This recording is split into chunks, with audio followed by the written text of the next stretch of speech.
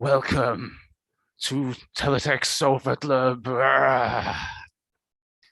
Yeah, that's right. It's Halloween. With that out of the way, we're never going to mention Halloween again tonight. Hi, everybody. It's almost 7 p.m. here in the United Kingdom, the home of Teletext.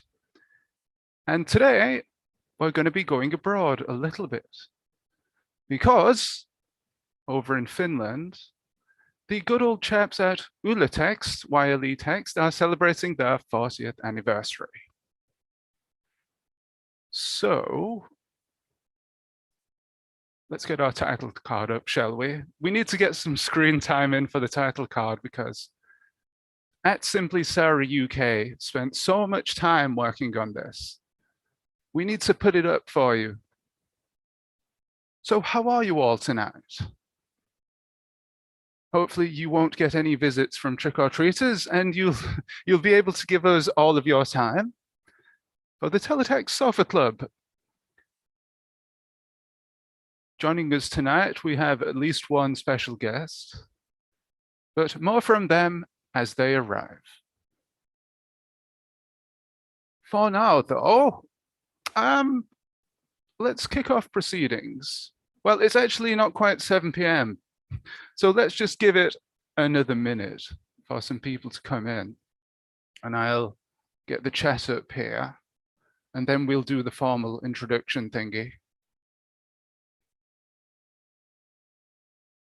So hello to everybody listening in Discord and everybody indeed in the YouTube chat. I'm going to try and jump into the YouTube chat a bit more tonight because I forgot to last time. Sorry for all you YouTubers, but we'll definitely be hopping into Discord as well as usual.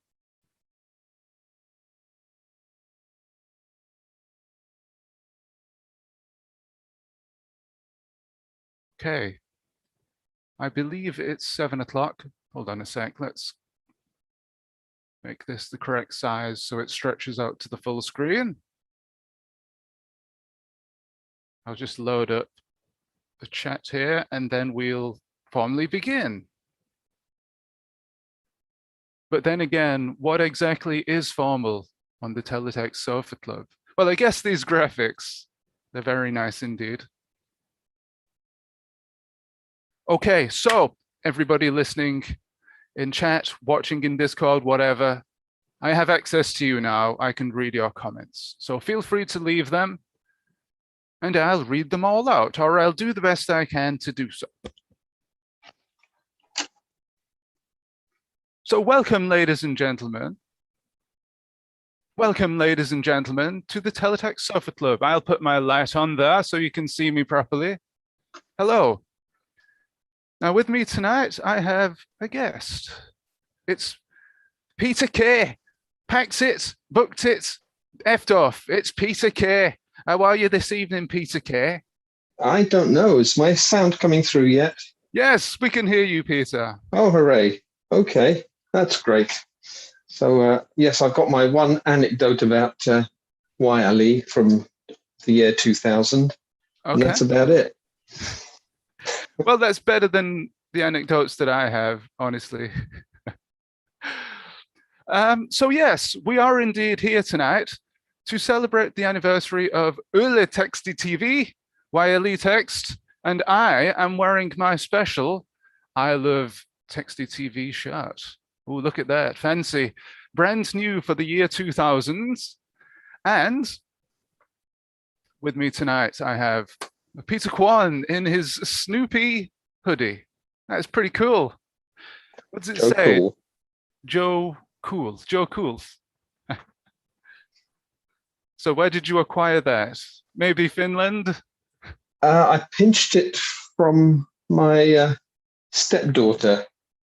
Oh dear. We swapped clothes a bit, so that was something she didn't want anymore, so I've got it now. I do like it. It is very cool. It's perfect for the weather, the Finnish weather as well. So you could put the hoodie up, and because it gets pretty cold in Finland. Yeah, well, we can pretend that we're in Finland and do our hoodies up. But no, it's very appropriate that we both have colors of hoodies that aren't supported by level 1 teletext. This is Beige true. and orange. What, sorry? Yeah, this is very true. Yeah. Yeah. Ah, right. So, how are you this evening? Did I ask that? I'm fine. I'm doing well. Yeah. I was planning to eat dinner about now, but I'm doing this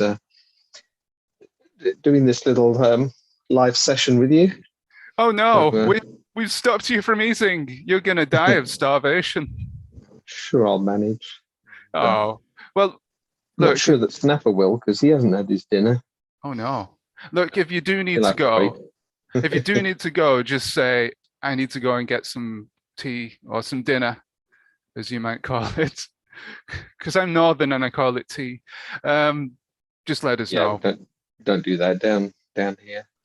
But yeah, I'm looking forward to showing off the new MUTTLEE later on, because that's had a complete revamp.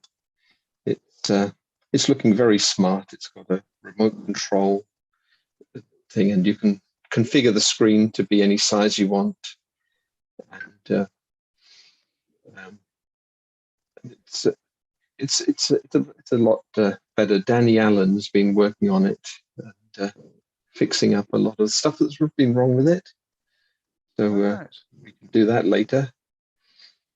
Is Danny Allen a newcomer to the teletext scene, or has he been in the Discord a while? I think he joined the Discord fairly recently. But he's been going through the source code of MUTTLEE quite manically, changing everything, improving it out of all recognition. So it's looking a lot more professional now. Ah, well, I'm very much looking forward to seeing that a bit later on. We'll probably start the collaborative artwork around 9 o'clock, UK time, of course. So you'll have to be around for that, Peter, even if you go for your spaghetti and meatballs or whatever it is that you're having. Well, what would it be? It would have to be something Finnish, wouldn't it? Kokakali and lenkimakara, I think would be nice. So what's that? It's their equivalent of Cumberland sausage and cabbage. So I have cooked one in a sauna. You say sauna in Finland, not sauna, because they invented it. So they're quite proud of it. And what you do when you're toasting in the sauna is you wrap one of these sausages in foil and you stick it on top of the rocks. They got the hot rocks. So so while you're cooking, you can put a sausage on as well. And by the time you finish your sauna, it'll be ready. That seems to be one interesting thing we did while we were out there. So you did that? Cool. Oh yeah, I did that. Yeah, without any clothes on in the sauna. Up in the middle of Finland. We went to the lake where these people had a summer house on there, and took a little motorboat across to an island and into a log cabin sauna, and fired up the sauna. Went fishing. Didn't catch very much, but I can tell you the cats were happy with what we got. And then in the sauna, get nice and hot, and when you've had enough, you run out and jump in the lake, and repeat. And so it's a interesting way the Finns live, or at least these ones. So you do that several times a day, or at least you did? Well, no, you'd only do that sort of every few days. But they were keen on their saunas, so everywhere had one. That was a standard fitting in the houses. Did they have teletext in the saunas? This was the 70s, so teletext was not even there. Right. Well, they didn't even have electricity because this was in the middle of a lake. So you had to gather the firewood and then fire up the sauna. And, there was a guest book, so that was the only media there, and so we could sign our names in and read the amusing anecdotes from years past, like when I think there's one story where they were making soup on the sauna, and everybody thought it was their job to salt the soup. So everybody salted the soup, and then when they tasted it, it was pretty dreadful. So the book was full of amusing anecdotes like that one. So not even the cats would eat that soup then? Oh, I wouldn't dare try that on the cats. Oh. And, So I was thinking maybe somebody who's currently at that sauna. Of course, they've got internet access these days, and they're watching the Teletext Sofa Club right now. So if you're out there, please comment and let us know. It'd be 9 o'clock at night, and they probably wouldn't be on a dark lake in the middle of the autumn. So, it's strictly a daytime sort of thing. Well, they did go out in the winter, they told me, but in the winter, they actually drove the tractor out there because you can drive across the lake in the winter. And then they cut a hole in the ice to do the dip in the middle of what they're doing. So yeah, it was an interesting trip, but it was such a long time ago. We were guests of people called the Volkovs, and if you go to a town called Lapinranta in Finland, you can now visit the Volkov house because it has now turned into the Volkov Museum. So yeah, it was that long ago, back in the 70s.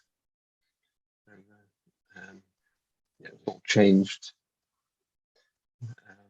I mean, Alistair would be happy to know that the only time that I've ever driven a tractor was outside their house. There was a field outside their house, and I drove a really ancient Massey Ferguson up and down the grass just to try it out. I hope you had a tractor license at the time. No, absolutely didn't even have I had a motorbike license. That was about it.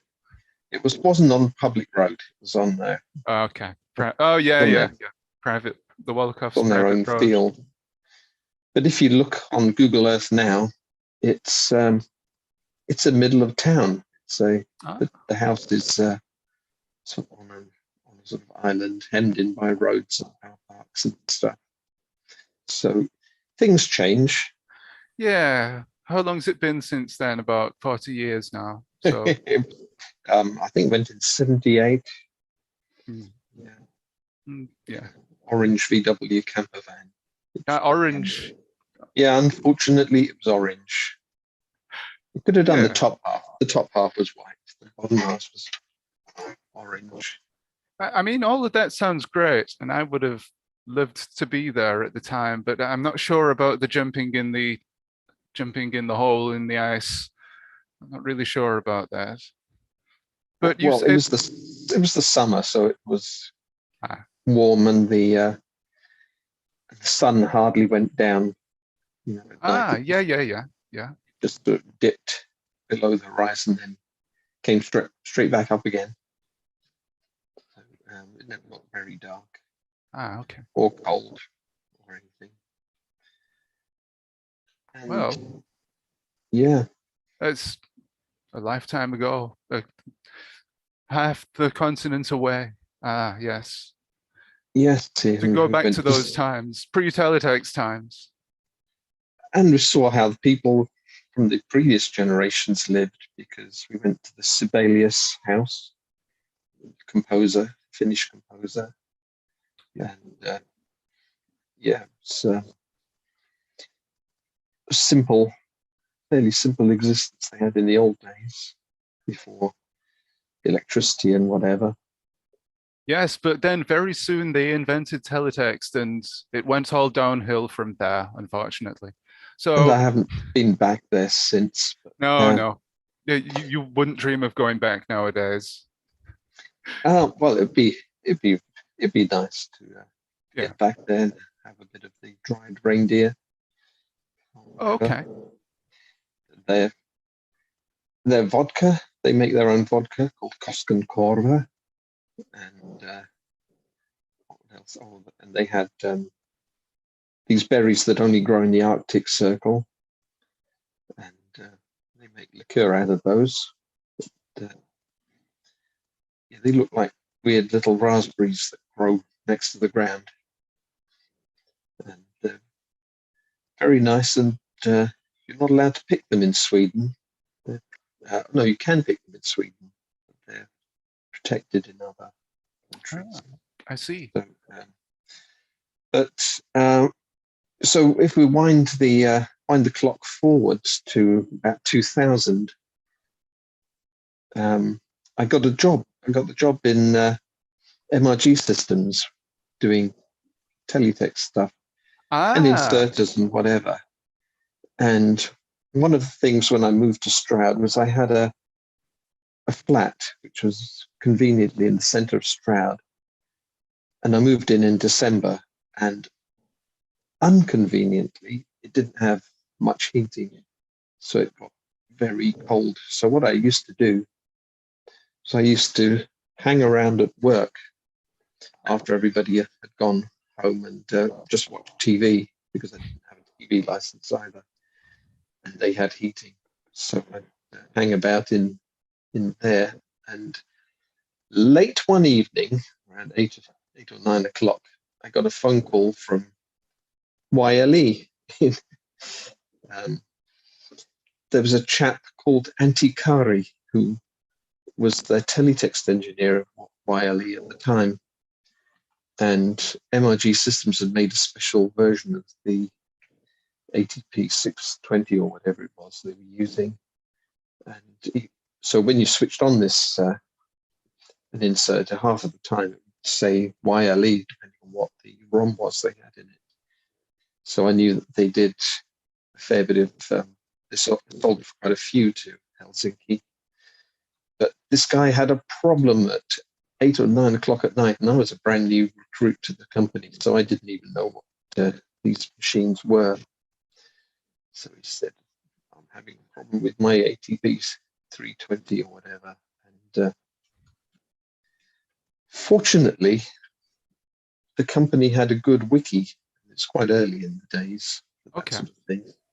So I could look up the device and then look at the troubleshooting page and describe the problem as it wasn't responding to this command, or it was sending the wrong thing back. Said, oh, yes, look down the list. Oh, that's it. This was in the days when inserters had little rotary switches on the back, little hex things. So what he had to do was to rotate it to the right position, and it magically all worked again. So I'd fixed it without even knowing what on earth it was. It was just in the list of FAQs, what happens when this goes wrong, kind of thing. So that was handy. I think Antti Kari was quite grateful, because winter in Finland is pretty fierce, and the inserters were in some shed on some transmitter station somewhere. So it was pretty unpleasant to get there through all the snow. So he didn't want to hang around too much. But, in the early days, I did talk to Antti Kari a few times, and he just dropped off the radar. I don't know what happened to him. But he was my contact at YLE at the time. and that was it. That was my only dealings with YLE. But they did use our inserters for stuff. Okay. So you never spoke to MUTTLEE, who's the current head of operations at YLE? No. No? Okay. No. I was, in fact, I wasn't even supposed to speak to Auntie, but everybody had gone home several hours earlier. Right. Okay. So that wasn't in the middle of the night, was it? It was like 3 a.m. It was 8. Well, it was 8. It was about 8 o'clock for me. Right. So it would have been 10 o'clock for him. So that would, yeah. For the night shift. These systems providing out of hours emergency hotline service. It's, yeah, there's a bonus for them. Keep them on air. I like to think that there are some software engineers across Europe who have your number in the phone book in case anything goes wrong. So you could get a call at 2 a.m. from Estonia or Russia or something. Yeah, except it would be MRG's systems number, and they changed their number in about 2013 when they moved premises. So, yeah, they can try. Some random house in Stroud will. Oh, I see. So it was a different house. You were at a different house at the time. Well, it was the offices of MRG Systems. Oh, was that based in Stroud? Oh yeah. Ah. Yeah. Half of the Teletext kit that used at the BBC and ITV was made in Stroud, specifically in the old police station. Oh, okay. So yeah, grade 2 listed. And I had a lovely view out the window from my office. I could see all the buses go by, up and down the high street, up and down a road called Merry Walks. And so I got to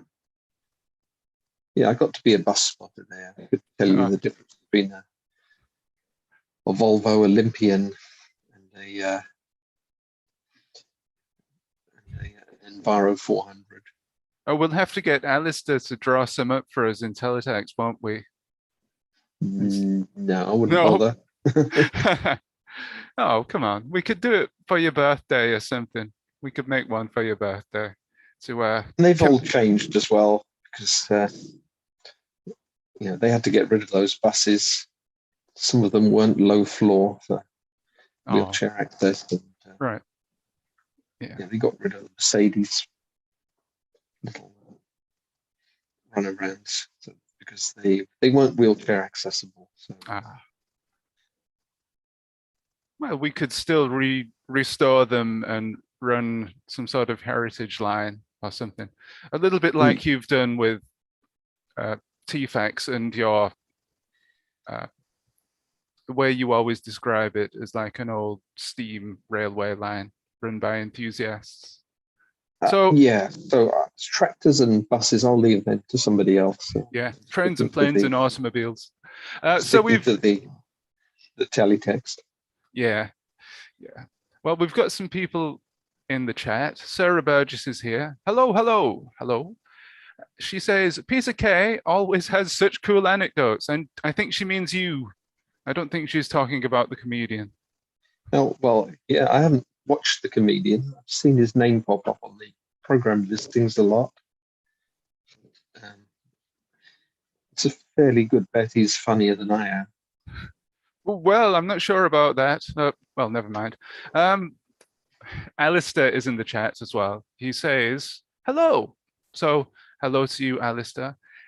Sarah is intrigued by the prospect of the new MUTTLEE. So something to look forward to later, I think there, Sarah. Oh yeah, you'll enjoy using the MUTTLEE controls. There's a there's a little menu icon at the side, and you can choose the traditional brown background or the sleek new black one. And I think Allen he stole the remote control off Alistair's viewer and stuck it on. So, and I could even control it through a normal remote control. I've got my old JVC remote control here, and so by plugging in this little dongle, you can control MUTTLEE, do holds and reveals and all that sort of stuff from a traditional remote control. That's pretty cool. I'm going to need to get one of those, I think. Yeah, it's expensive. Oh. Well, it's worth it because you can hook it up to any PC or Raspberry Pi or projector, whatever, and use it with your own remote control. So that's what I was demonstrating at the block party. I don't think anybody noticed. Well, unfortunately, I wasn't there at block party. So did you mention that in the last live stream, actually, that you were demoing the remote controlled MUTTLEE? Yeah, that's right. Yeah, it's the most expensive dongle in the world. It's this tiny little thing. It costs 30 quid. Oh. The way you were talking about it, I thought it was going to be 250 quid or something. Made of solid gold. I think weight for weight, it's pretty expensive. It's worth its weight in gold. But it is cool because I can put teletext up on a projector and run it with the remote. So next time we get together, I'll show you how it operates. Yeah, it works with MUTTLEE. It works with my Envision thing, and it probably works with could be made to work with Alistair's viewer. Yeah, so you can take keyboard commands. Yeah, I look forward to having a look at that, having a play around with it the next time we meet up. I mean, some people have been asking when is our next block party / meetup. So there's an appetite there already. I think it's getting that time of year, isn't it, when we generally tend to do the block parties, because it's, after all, it's been Blocktober, even if in an unofficial capacity. So 2018 in Wigan, we did the first Blocktober, didn't we? And then last year we had an online Blocktober. So it's that time of year, isn't it? And of course, it was uncharacteristically warm in Wigan, because we had the evening meal outside. Yes. It didn't get frozen. It was very pleasant. Yeah, you posted a picture, didn't you, in the Discord of us all sitting around the table at Casino Cuba, I think it's called. I don't think it's called that anymore. I think it's closed down and something else is there instead. But yeah, that's a pretty good photograph with everybody in shot. I love seeing those when everybody's there, because it's a very rare opportunity that everybody gets to come together in the same shot. Yeah, all the best artists were there. So yeah, you were there, Raquel and Stick and Horsenberger. Alistair was there as well. He says, I've got a Laneland National bolted on a freight wagon in Teletext, if that'll do. I'll send the invoice later. My viewer accepts. Oh, he also says my viewer accepts key presses in regards to your remote control. Yeah, that's all that little remote control device does. You program it, and say when I press this button on my remote, it does a letter R for reveal. And that's as simple as that. But it works very effectively. That's the most important button, isn't it? The reveal for the revealos. Well, the red button. So on this remote control, I've got the I've got the number buttons. I've got the fast text buttons. And this is quite a cool little thing. You can't see the reveal button, can you? Nope. But if I do this, whoa, there's the reveal button. You can reveal the reveal button. The reveal and hold is hidden under there. It's a real life Revealo. It's a Revealo. Yes, a Revealo remote control with a Revealo button. So that's what I'm using. It's the nicest remote control, but you can use any remote that you've got. It's just magic. I mean, I'm looking at that on the replay now. Look at that. Whoa, isn't that brilliant? It's worth coming to the next block party just to see that. The Revealo remote. So yeah, it's a shame about the remote itself, because it went with a big JVC TV, but it blew up this summer. We were playing Zool on the Amiga CD32, and a few days of that, and it gave up. The TV just went pop. And that was it. I was going to say that it's just too much technology for the computer to handle, for the TV to handle, rather. Yeah, but I've got grandchildren, and they really enjoyed watching The Borrowers on the BBC VHS twin cassette set. So we got our money's worth out of that TV. Yeah, you have to, don't you? On that point, actually, we bought a new TV this week for the living room. A TV? Does it have? Have you tried putting teletext into it? It does have teletext, but I've not tried it yet. I've not plugged into. I've not had enough time yet to plug the Raspberry Pi into it, but we'll see, because we might be able to get 55-inch teletext. Yeah, well, you had bigger than that at the block party. Because we put it on a projector. As big as you can get. You're there with your projector, your 100-inch projector. Yeah, my 55-inch is better than your projector. But the more interesting thing would be to know whether it can do level 2.5 graphics. Good point. We'll all be waiting for a report on that. Oh yes, I'm writing the notes down right now. I'm just preparing that, ready for the next live stream. But yes, ZX Guesser says we had a Panasonic where the whole bottom 2/5 was a door, with all the lesser used things and VCR controls behind. Needless to say, the door fell off. Yeah, the JVC's got a door as well. Not so big. It just hides the composite in. A few buttons.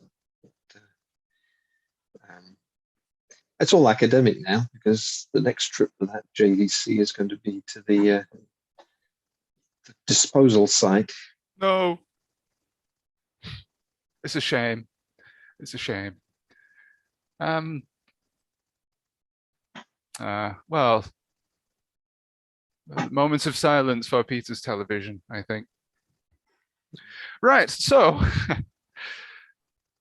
tonight we're going to be talking about Yle-Text TV, YLE-Text. We just call it YLE-Text. I think, is it called Yle-Text TV or something like that in Finnish? Do you know, Peter? I don't know the Finnish alphabet. I do know that there are not so many letters in the Finnish alphabet. Oh, okay. They got rid of a few like Q and X, but no, I wouldn't know how to pronounce it. You don't really need those letters. So they don't. Yeah, well, who needs letters? So on your screen right now, you should be able to see an article translated from Finnish into English, and it's about YLE-Text turning 40. So this was on the 7th of October, a few weeks ago now. And this article includes some contributions from Matti Ramu. I think it's Matti Ramu. And here he is, sitting in front of all the different designs, some of which he's actually used on WireLead text for the anniversary. Oh, and have a look at the sign here. I'm sure that used to be on the door at some point, but it's now on his desk. He is incidentally now the only, I think he's the only dedicated employee of WireLead text. And the primary point of call, I guess, the primary contact for good old WireLead. And there he is in his office. He's got a nice, oh, look at that. He's got his answer phone in the corner on top of a few magazines. And of course, the teletext on the screen there. And, oh yes, an old-fashioned clunky monitor. Right, so if we scroll down here, I believe this is the article that mentions, well, maybe it isn't actually, but in a minute, we're going to describe how we, as in you, the watchers and teletext artists of this little community, contributed to WireLead Text's 40th anniversary. But we've also got some art from Younes Rintakanto here. And I'm not sure what this says. I should have put it through a translator, but we have the good old teletext man here. An excellent piece of teletext art from WireLead Text Pass. And a sample of some of the other things that are being shown throughout the month. Now let's see if we can find our mention. Look at this here. All these TVs. Oh, look at that. That's wonderful. And the old CRT monitors. Yeah, I should have pre-screened this article because it's not the one with us in it. But rest assured, there is an article in which Matty mentions us. Let's just have a quick scan. The total content of WireLead text is 1,600 pages, and there are about 25,000 updates a day. It has quite a bit of scrolling all the time. When problems arise, I try to dig the right people to make the right repairs. And that is primarily Matty's job. But did you know he's also a teletext artist and he has a keen eye for teletext art? And today, we are going to be taking a look at some of that teletext art. And here it is right now on actual Finnish teletext. Page 840 of WireLead text, and you can view it online until the 7th, approximately the 7th of November. But we're going to have a little bit of a look at it here tonight. So welcome to Nathan Dane. People from County Down pronounce TV as TV. And Sarah Burgess says, yeah, they do that in Finnish. So texti TV, uele texti TV. But we're just going to call it WireLead text because we can't be certain. And right, so if we look over here, we can see the Texty TV logo. It's here actually as well on top of this radio tower. This is quite embarrassing actually, because recently I've got into baking cakes. And you may have seen on Twitter this picture, which is supposed to be an approximation of the Texty TV logo in chocolate cake form. And it's a bit of a sorry interpretation, really, isn't it? Because it's slightly improvised. You know what? I should actually make a proper Texty TV cake this weekend, shouldn't I? In the correct shape. But it's close enough, I thought. And I thought it would be funny to post it. Looks tasty. I'll tell you, it was tasty. Ryan G says, people down my way say, will you put on the feckin' telly? So we're going to do that. Or we're going to do it digitally. We're going to put on the teletext. And here is Texty TV 40. Now, what's this here? 40V. Is that a V-bird, perhaps? We've definitely, we've got the palm trees down here, of course, which you always have to have in any teletext service. And the moon is up there in the sky looking down. Now, there's quite a lot of anniversary content here to sift through, and you can look at that yourself. But today we're mainly going to be looking at the artwork. Oh, there he is again. Oh, the Teletext TV man. Apparently he's stuck inside the television. And there's a little bit of a story here. There are 3 pages. He's turned magenta, see? He's gone blonde. And oh, now he's happy. So if we just skip past this, we get to your artwork, ladies and gentlemen. Yes, it's a Teletext art stream. Peter may have gone for his dinner right now. So I'll be your host as we go through the artworks. We had 12 artists, I believe, and 26 or 27 artworks, something like that. We had a couple of late entries, so I'm not certain on that, but it's a good amount, a decent amount. Sarah says, the V is short for years, but hey, we can pretend it's a V-bird. Well, that's kind of what I thought. I mean, it's up there again. There he is, the little V-bird. Just poking his nose through at the top, his beak. But here we go. It's the multimedia artworks. Now, who's first? It is indeed Carl Attrell of this podcast, and he's done a couple of artworks based on the Finnish flag. The first of which, can you see the hidden message here? I do like a teletext art piece with the hidden message. And you can see the 4-0 here. It's not really hidden, is it? But I just like the composition of this. It's sort of 3D, a flat. Oh yeah, here we go, YLE TV40. I missed the YLE TV40 there. I like that. It's like a top-down hedge maze, like 3D Monster Maze or Sultan's Maze. Sarah says there are some V-birds hidden throughout these artworks if you keep your eyes open. We'll go to Carl's next artwork. Another interpretation of the Finnish flag there. Now, I think this is my favorite of his 2 entries, if not for the fact that that little YLE logo that he's done is fantastic. And we've got the 40 in the bottom right corner. So yeah, I like that one. My favorite one of Carl's.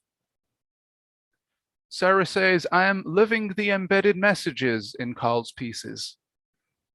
Yeah, Carl is a fan of the old embedded messages. I don't think there are any secret ones in this one, though. Fantastic, Carl. We'll move on to the next one. I believe this is Thomas Burwitt's piece, which depicts all the different countries, or a few of the different Scandinavian countries, and their teletext services. So we've got, is that NK? Oh dear, this is my test of geography now. We've got Norway, Sweden, Finland, and then in the bottom left, Denmark down here, the different teletext services. Are they all still running? That is the question. We've got the years that they were started. SVT began in 79. Yle began in 81.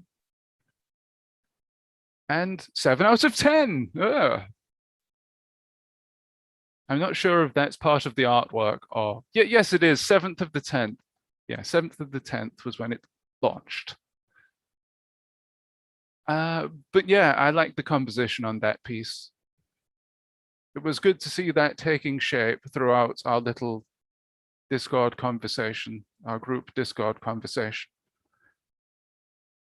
So I enjoy that. I always enjoy things represented, maps represented in teletext. And we've got great representations of the actual logos as well here. That's the MUTTLEE logo. So the next artwork is by Sarah herself. Hello, Sarah. I believe you're in the chat. Hello. And it's a new piece from Sarah, an ice cream sundae to celebrate the 40th anniversary. And it looks good enough to eat, I have to say. It's got the wafer in it there. I love a good Teletext wafer. Maybe the first Teletext wafer that we've featured on this live stream, and a cherry on the top as well. But one thing that Teletext artists will tell you is that one of the hardest parts of an artwork is the background. And I love this one because it sort of represents, it's the colors of MUTTLEE text, isn't it?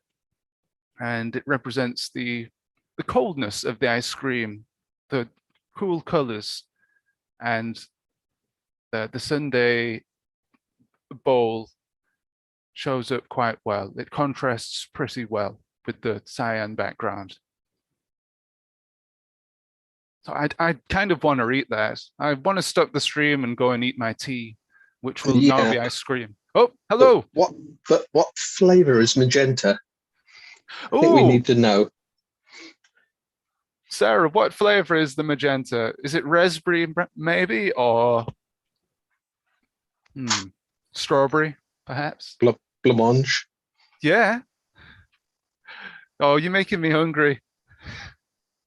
I knew I shouldn't have done this stream. I always get hungry on these streams. So good enough to eat. Sarah is leaving a message currently. She's going to give some commentary on this. But that's the main artwork, the new artwork that Sarah. Oh, look at this. Hold on a sec. What have we got here? My wife has brought me something to drink. Pina colada. There is no, there's no cherry in it, but you can't win them all. Ah, well, cheers. Yeah.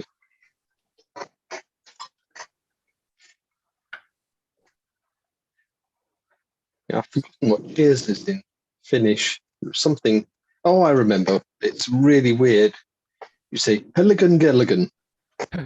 Helligan Gelligan. Helligan Gelligan. Helligan Gelligan. I think that's a colloquial way of saying cheers. It sounds wonderful there, doesn't it? It's better than cheers in some ways. It's a wonderful phrase.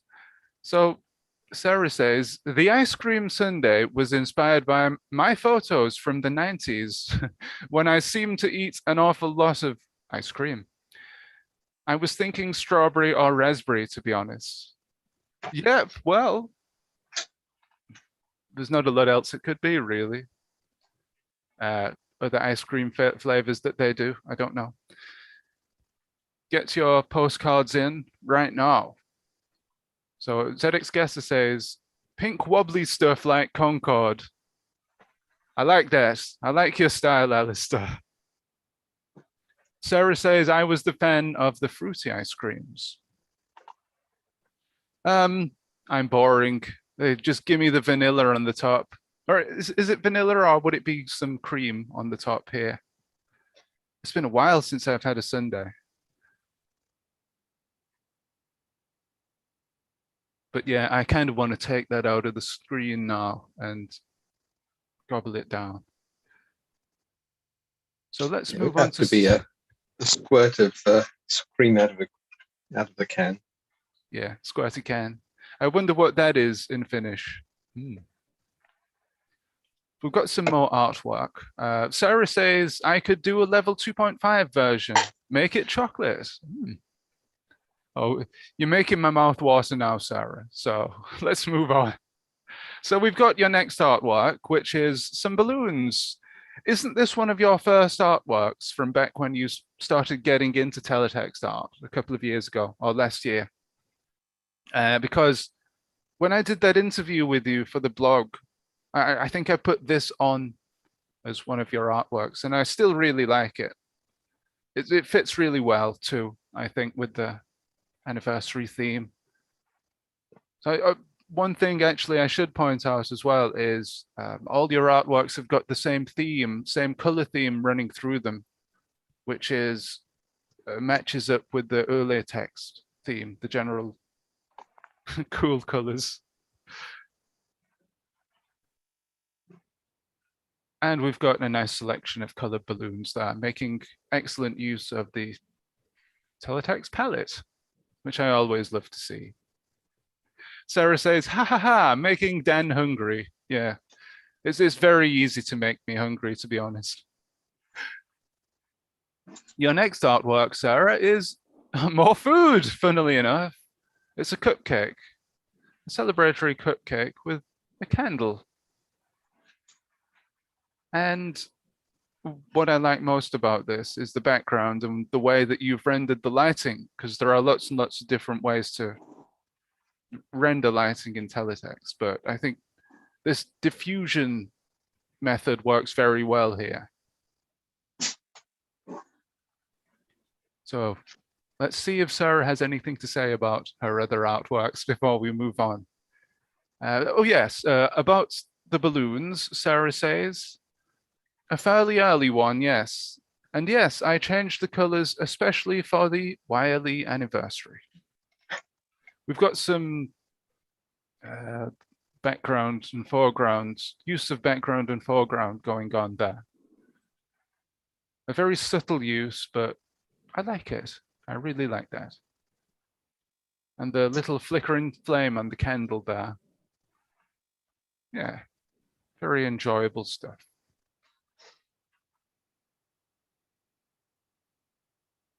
What do you think, Peter? I'm wondering what the stripes are. Is it lemon and lime? Oh, it could just be the case that the cupcake's in. Or it could be a fairy cake. More like, yeah. Yeah. Oh, go on. Yeah, I'm not a fan of the cupcake. I find they have too much icing to cake ratio. I need my cakes to be a bit bigger. Right. So you'd prefer a larger cake with the same amount of icing on? I think so. That just gets the ratio right. You can put more candles on it. Yeah, of course, the cupcake ratio. But of course, the candles sort of ruin the icing a little bit, sadly. Sarah says, there are V-birds hidden in the balloons and cupcake ones. And notice the imperfections, the deflating balloon and the dripping icing. I quite liked doing that. So, oh yes, here's a V-bird. Any more? I can see one V-bird in this. I think two V-birds actually. There's one here and one here. How many are there in this one, Sarah? And in the other one? Oh yes, there are some upside down V-birds as well in the balloon. Yeah, it is slightly deflated, isn't it, this one? Oh, I missed that first time round. Just those little subtleties, fantastic. That's what I like most about art. The pieces where you can go back and see things that you didn't before. And everybody has a different interpretation. And then the artist might say, ah, well, did you see this? And then there's another little Easter egg for you. But Sarah does agree with you, Peter. She's not a fan of icing. At Christmas, I don't have icing on my cupcakes. Just plastic reindeer and robins. Well, I sort of agree with you. I don't like too much icing, maybe a little bit of it. And definitely not blue icing, because don't get me into the blue icing. We've got one more piece I forgot from Sarah, and it's one of the early ones again, I think. Listening alone, except for a spider, late night radio. Which the poetic among you, or the poets among you, might notice is a haiku. And I'm glad you selected this one, Sarah, because it's very fitting with the telecommunications theme. You could imagine watching teletext alone, except for a spider late night teletext as well. And of course, YLE texts don't have a Twitter account, but YLE is radio. YLE is radio do. So that's the sort of forerunner of YLE text, or the umbrella, the overall umbrella is YLE is radio. Speaking of Easter eggs, says Nathan Dane, nobody called my fake phone number last week. Highly disappointed. Well, the thing is, Nathan, I've given up on calling the phone numbers because, well, you never know what might happen. And also it got a bit boring because I've called about 5 or 6 different numbers and none of them worked anymore. And it was taking up so much time on the stream. Well, you might get through to somebody who doesn't want their voice on the live stream, and then all you would hear is my side of the conversation, me talking to somebody saying, did you know that your phone number was on teletext in the year 1993? But yeah, I love the ambience of this artwork. Again, the bright radio contrasting with the dark background and the scary spider, scary blue spider. He's ready to jump out at you, jump out of the dark at you. Any thoughts, Peter? Just remembering the radios of my youth, and they would have the opposite sort of color scheme. It'd be dark, but at night you switch them on, and the little pilot light glows behind the dial, so you get a bit of yellow coming in through the dial with names like Hilversum and Luxembourg and Frankfurt or whatever. All those stations that they thought you might be able to pick up. You never could, but they were on the dial. But yeah, so the color scheme would have been the opposite in my day. Dark with yellow glowing lights. What about Finnish radio stations? Did you ever listen to those? Well, the Finnish had got terrible. Well, in the 70s, they had a terrible choice of music. It's pretty dreadful Europop. But I tell you what they've got nowadays. They've got a lot of folk music from the north. They speak a different language in the north. It's called Sami, and they've got some extraordinary music from there, which fortunately you can pick up on. You can find it on SoundCloud and whatever. So yeah, the 70s was a pretty bad place for music in Finland. But I think I managed at a disco with I only knew one word, and tansy. That was the word. Does that mean dance, maybe? Yeah. So you see a girl you fancy, you say tansy. Tansy? And usually she would. And oh right. So that was yeah, nightlife in Finland, eh? Was it pretty wild? No. So okay. Yes, it's like your school disco. Oh, okay. You could get some cool school discos, like roller discos and things like that. They were cool. 70s roller discos. Yeah, it's not in the heart of rural Finland.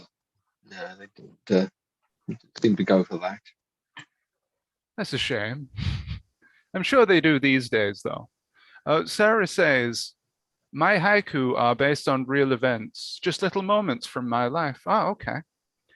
Though I was listening to the Sounds app, and there's a cute yellow radio, or not a cute yellow radio.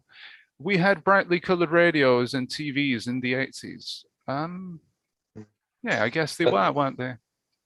I've got another Finland anecdote. Oh, go ahead. I've already forgotten what I was going to say. Oh no.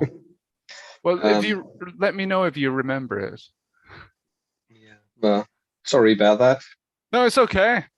There's plenty of time. Oh, yeah, I'm sorry. Back on track. Yeah, it's talk about the music. One piece of music that was incredibly popular in Finland, and I don't know why. It was called the Letkiss, and it was a sort of umpa jumping about song, and it had movements and things just like the Hokey Cokey. It was their version of the Hokey Cokey, but it was called the Letkiss, and it was performed by an umpa band. So if you look on YouTube for Letkiss, and you could see the video version because it'll show you the dancing, the jump in and out and turn about kind of thing. But that was the height of sophistication in 1970s Finland, the Letkiss. Okay.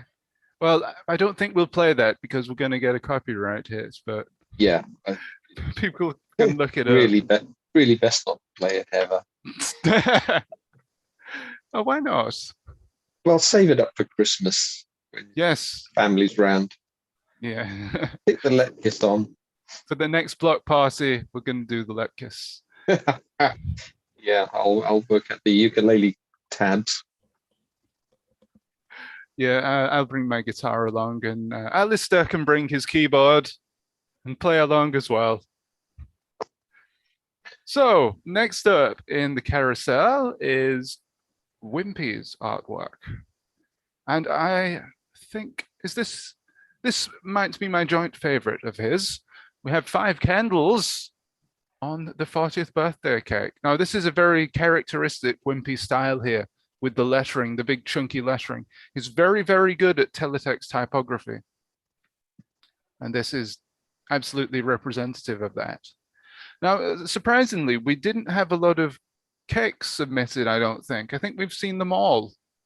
All 2 cakes we've had submitted for YLE Text's anniversary, not including this, but the less said about that, the better. I think this is a much better cake. It's got the cake to icing ratio is just about perfect. It uses every single color, and I like the balance of the graphic. And if you're a fan of Star Trek, you see those magenta frames that got around it. That is just like the next generation control panels. They had that exact design, except they'd be framing the state of warp core or something. But in this case, it's a birthday cake. It's vaguely reminiscent of that Star Trek vibe. Well, Wimpy, if you're watching this or if you're viewing it on the video on demand, you'll have to let us know if this was, even if just a little bit, based on Star Trek. I nearly said Star Wars then, because I always get them both mixed up. Yeah, you don't want to get them mixed up with the Daleks. Well, yeah. Nobody submitted any Daleks, sadly, but as Sarah says, I really love Wim's pieces, so bold and colourful. I'm always a fan of his lettering too. Can't beat some good lettering. Yeah, we've got the 4-0 here as well, which are very well balanced, I would say, as Peter said. But we've got some more fantastic. Oh, look at this. More wonderful artwork from Wimpy. I mean, everything he does is an instant classic, but we've got another big 4-row here. Now, to a teletext artist, this is wonderful because you've got these colors butted up against each other, and you might understand and appreciate how much effort it takes to achieve that in teletext. But yeah, it's just quite a bit of held graphics going on there. Yeah, absolutely. But there's a lot there for the non-teletext connoisseur as well. It kind of reminds me of the old Olympic logos and things that they used to have, or the old Football World Cup logos. And I know that Wimpy's been doing a few of those of late, so I wonder if that's inspired by them. But once again, wonderful typography and lettering there. I am looking at that black in the middle. It looks a bit suspicious. I don't think you can get that with level 1. That's the level 1.5 thing. But because once you've chosen a color, you can't change it back to black. Right. I see. So or maybe Alistair might prove me wrong because he usually knows better. So this might not work properly on some Finnish televisions, or well, I hope not. I don't think it'll go wrong on any television. It's been a feature forever. Oh, okay. Well, if it does go wrong on somebody's TV, they're really missing out, because that's fantastic, a wonderful use of the different technical aspects of teletext. Well, as ever. I mean, I say that every time about Wimpy's artworks. So next up is another Wim special. It's the 40 within the laurel wreath. And congratulations, MUTTLEE Text, for your 40th year. Now, yeah, those wreaths are very popular in graphic design, aren't they? And they always look really good because they you know how they say everything looks better in a circle? It's a little bit like that. It's a distant relative. Everything looks better in a wreath. ZX Guesser says, I'm not sure, just from looking at this piece, whether it would break on some TVs. But let's just hope it didn't. You can get back to black okay, he says. It's just the change back to white in one character at the top that makes me suspicious. Right, yeah. Well, it seems to work, doesn't it, on this? And if it works on this, it probably works on most televisions. Oh, was that Snapper? A guest appearance from No, Snapper. that was Tammy's finding something funny. She's on the pina coladas as well. All right. Well, yeah, of course. We have to celebrate, don't we, tonight? Celebrate. Yeah. 40 years. 40 years. A wonderful 40 years on the air with MUTTLEE Text. So Sarah says, talking about this artwork again, looks like there's room to change the background to black and back to white. No? Oh, I need to have another look at it. Well, here it is. Well, it's stumping us all, isn't it? Well, what we need to do is get Wim to come onto the next show and explain how he did it. So yeah, that would be cool. We'll get Wimpy on the show one day, and he's got a lot of teletext projects that he can update us all about. I think this is the last one of Wimpy's. Yeah, yes. So here it is. Happy birthday, happy 40th birthday in English for MUTTLEE Text. And another, oh, actually, this is not the whole piece. I'm wondering if I can get this. Unfortunately, I don't have access to the flashing version of this, but yes, there is flash, and we have some stars within the center of these black borders here, blinking on and off, which is quite technically impressive, I think. But unfortunately, you can't see those here on this viewer. But yeah, that's probably my favorite part of this. Oh, actually, were they in the middle? Were they in these parts? I'm trying to think if I can get the link. No, unfortunately, I can't access the link at the moment. But yeah, another nice piece of typography here and all the different stars, different shapes. Yeah, it's a very impressive design, I think. Yeah. And it does remind me of title sequences from the 60s. If you were watching, what was that show, Bewitched? Oh yes, yeah. I think that would have been a still out of it. I think it's the same sort of vibe as that. Yeah, it kind of resembles that, doesn't it? But I like it overall. I really like it. Oh, and there we have the different artist biographies if you want to read those in your own time. But yeah, that's the first third of the artworks. Let's move on to the next section. Oops. Okay, the next one is me. Oh, hey, I submitted a couple of pieces for this. And here is Matty himself, Mr. Teletext himself, riding on his back because he is indeed a renowned cyclist and an explorer as well. Indeed, there have been documentaries and TV shows about him and his travels in different countries, including Kilimanjaro, I believe was one of them, and Helsinki. Sorry, not Helsinki.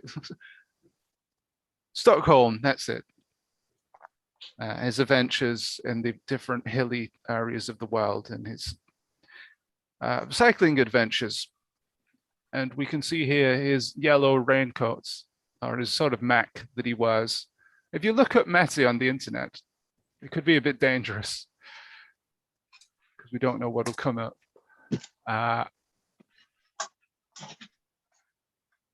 Oh no, where are the pictures of him? There he is, there's Matty. And there he is on television. So that's sort of what I was basing it off of, my artwork. Go back to that. There it is. So this, I might as well say that this is a repurposed piece of artwork because my main artwork that I wanted to do, I couldn't finish it in time, but I might be able to get it done for another anniversary in the future. But it was of a man sitting there, a football fan sitting in his armchair, watching Teletext, keeping up to date, and he's wearing his football kit and his scarf and his hat. So he's a Finnish Teletext supporter. But maybe we'll see that on Finnish Teletext in the future when I get to make that. So moving on, yes, it's 2021, and we're happy to say Teletext still lives. Now, I did see a version of this, and the version that I posted on Twitter, it says, yes, it's 2021, and we're 3 out of 17 because the carousel numbers are superimposed over where it says say in the top corner, which I thought was quite funny. But no, that's either been fixed or this representation of it is different, this viewer. But I'll tell you the inspiration behind this one. Whenever I see on Twitter people saying, oh, for goodness sake, the teletext still exists. I mean, who uses teletext these days? This was a direct response to those people in massive letters. Teletext still lives. And when we get to 2022, I'm going to change the 2021 to 2022. And for every year that teletext continues to live, I'll say it's current year, and we're happy to say it exists. So that's the story behind that. Right, Fidian Genial made this one. He's becoming a bit of a Teletext art regular here. And I believe this is a Jack in the Box. The 4-0 there, popping out of the Jack in the Box. Yeah, what do we think about this, Peter? Well, it's definitely got a lot of movement to it. You can just feel it exploding away. And it's a nice dynamic picture. Yeah, it feels like everything's popping forward. And indeed, it's got a slightly isometric viewpoint with the present and the Jack in the Box leaning forward. Is that a pinata in the back? Or is it? I think it might just be a present and some streamers. Or it could be a pinata, but I'm not sure what this here on the right is. I was thinking this could be a party, you know, those party horns that you get, that you blow. What are they called? Why is he wearing a cyan bike helmet? I don't know. It could be Messi. That could be Messi there. Sarah says the carousel numbers don't show in the online viewer, but I think I saw them on photos of actual televisions. Yeah, I think that could be right, Sarah. Yeah, because people have posted pictures, pardon me, of the artwork on actual televisions, which I'm going to have to show a little bit of later, I think. But yeah, once again, excellent use of the entire Teletext palette here, Vivian. And yeah, very dynamic picture, as Peter said. But you'll have to tell us what exactly that is on the right-hand side. Yeah, because we can't quite make it out. Did Fidian do another one? No, I don't think he did. Oh, right. So this is Horsenberger's selection or collection of Moomin artworks. Yeah, I especially requested him to get his Moomins out because the author of Moomin Troll and the Troll series of books was Finnish, so it's a very celebrated story in Finland. So they're quite proud of it. So I thought it would be a good thing for Horsenberger to dig out his Moomins. Unfortunately, one he couldn't even find, so he had to redo it. Oh, did he? We have 3 of his artworks here. I think there was a 4th one, but it doesn't feature. I'm not sure I didn't know he'd made a 4th one. Let's move on to the next one. Oh, there we go. Just if these look a little bit out of sync, it's because I had to, because the original artworks stretched above into the header row and below into the fast text. So I had to slightly edit them, but hopefully you can't tell that I did that. Yeah. So it's wonderful to see the Moomins on Finnish Teletext. It's kind of where they belong, I think. And the 3rd one there. Sarah says, luckily I didn't have anything important in the top right corner of my artwork, so it's not an issue with mine. And she blows a raspberry. Well, I'm glad you had the foresight with that one, Sarah, which is more than I had, I suppose. Yeah.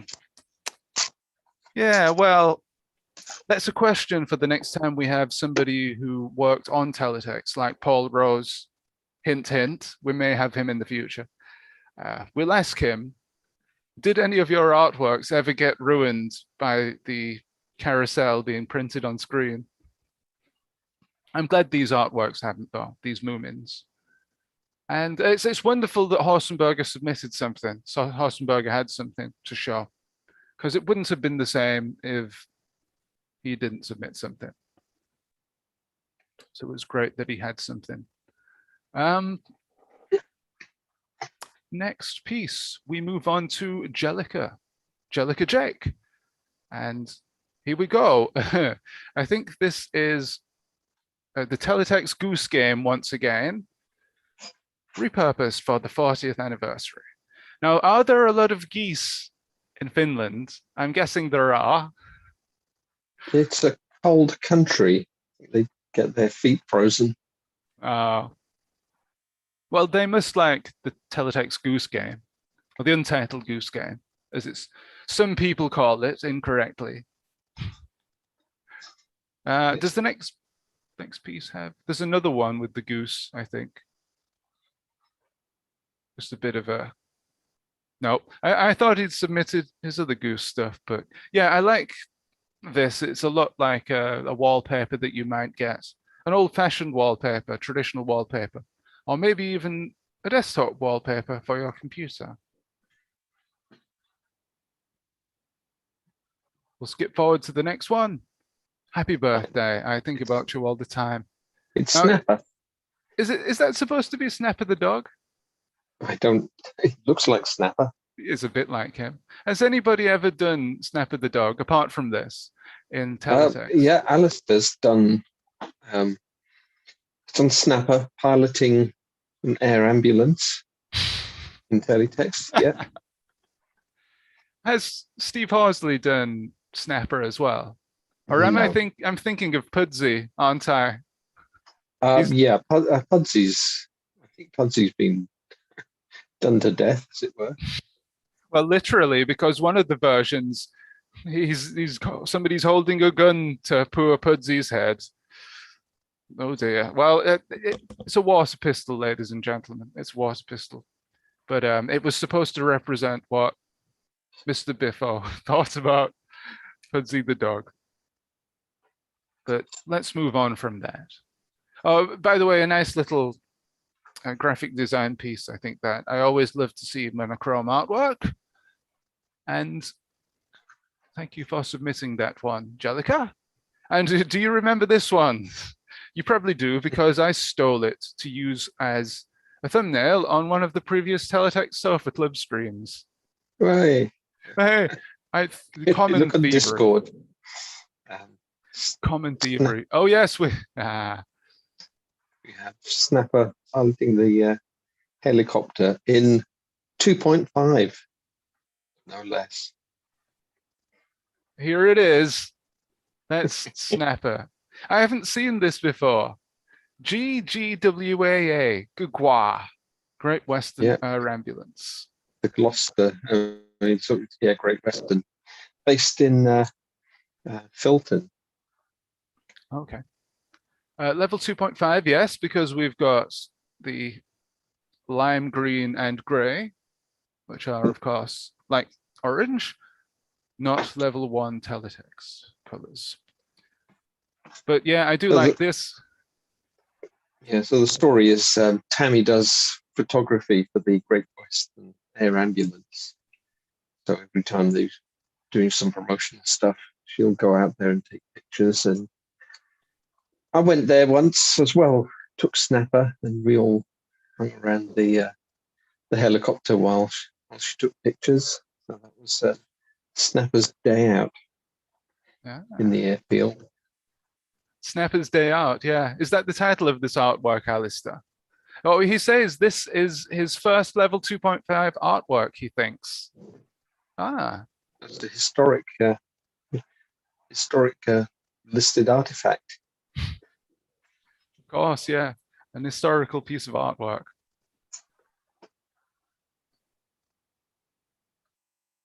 Yeah, I do like that. It's very comical. I love artwork with a sense of humor, which this definitely has. And it's always good to see Snapper in Teletext. But yeah, we have the dolphin. Do you remember this from the weekly prompts? We had dolphin plus microphone. And I think the subtitle was the songs of dolphins can be heard from miles around, or something like that. But here it's more, I mean, it's more like, I guess, a pop star dolphin, which is excellent. I'm noticing on my television that the magenta is really popping out from behind the cyan there. So it gives it a bit of a 3D feel. So its arms are, or their arms are really popping out of the screen. And the next piece, oh, that's it. That's it for that carousel. So we've got the artist bios there if you want to pause the stream and read them. But I'll read this one of Horsenberger's because I thought it was funny. Steve Horsley, UK at Horsenberger. Part horse, part burger, all teletext. Ex-professional teletext designer from the London of the 90s, now living by the sea and churning out more teletext art than anybody could think possible. I like Jellica's there as well. Jellica's parents never owned a teletext TV. What is a digitizer? What is a digitizer indeed? I think we should ask that to Mr. Biffo next time. Well, I went to Digitiser and I still don't know what it is. There's Digital Tizer, of course. So the last carousel we have here has 5 members, and the first one is Andy Jenkinson. Hello, Andy. Now, I've noticed that this looked a bit different when you first submitted it because the different characters that you've got in the background for the background field, I guess, were different because they were in the UK, I believe the UK character set, but this is the Finnish one. So everything looks a little bit different, but it still works just the same. It's just a little curiosity, but it's cool to see all the different ligatures, all the different letters and characters. Diacriticals, that's it, thank you. Spoken by someone who actually works on teletext, knows what they're talking about. I think anybody who's implemented a teletext editor will have a pretty good idea. Yeah, that's what I meant. I mean, I'm a mere teletext artist. I don't know about these things, although I should. Really, as a graphic artist, I should know what they're called, shouldn't I? But 40 years, Wiley Texty or Ule Texty, and the waving flag. We've got, is that held graphics or background? Might be a bit of both there, but certainly some held. But that's Andy's signature style with the technical stuff that makes you think, how did he do that? Not sure. It's a great effect in this piece. Yeah, and the composition as well, the background of random text characters.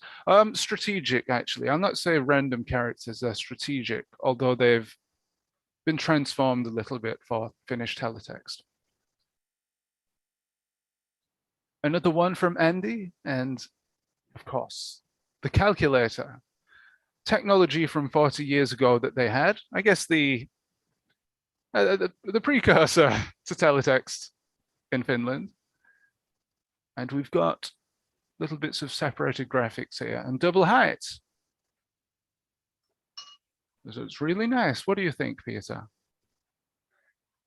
Yeah, looks like a calculator. Not sure what the U umlaut key does. Oh yeah, I think that's an issue with the conversion, isn't it? The character conversion. Oh, I didn't think of that. It's going to be a divide. Yeah, maybe I should have thought of that when I submitted these. But I like how this changes here. The strip of green changes to separated graphics just here. So it's almost like a bezel or a bevel. That's it, not a bezel. A bezel's a different thing. A bevel effect. Yeah, GK Mac has just pointed out that the divide symbol has become a U. Yeah, well done. That's an Easter egg for you all, a special Easter egg. Sarah says, I noticed the charsat affecting some of the pieces. It's another thing to bear in mind when making artwork, if there's half a chance of it being used in another country. Yeah, I've got a little bit of a story in regards to that. When I was doing one of the residentials at Odd Text in Germany, which was a sort of remote Teletext residency. The artworks that I submitted were supposedly in the German character set, but when they opened them on their system, it all glitched out. So for the rest of the month, I decided that I'm not going to try and put in German characters and things like that, because it would make this strange, like 3 or 4 strange columns of garbled characters appear on the left-hand side whenever I use the specialist German character. So I was trying to be realistic. I was trying to be authentic and use the German character set, but it backfired. So there you go. Oh, here's Snapper the dog. Hello, Snapper. Yeah, he's being a bit argumentative at the moment. Oh, what's wrong? Does he want some of your pina colada?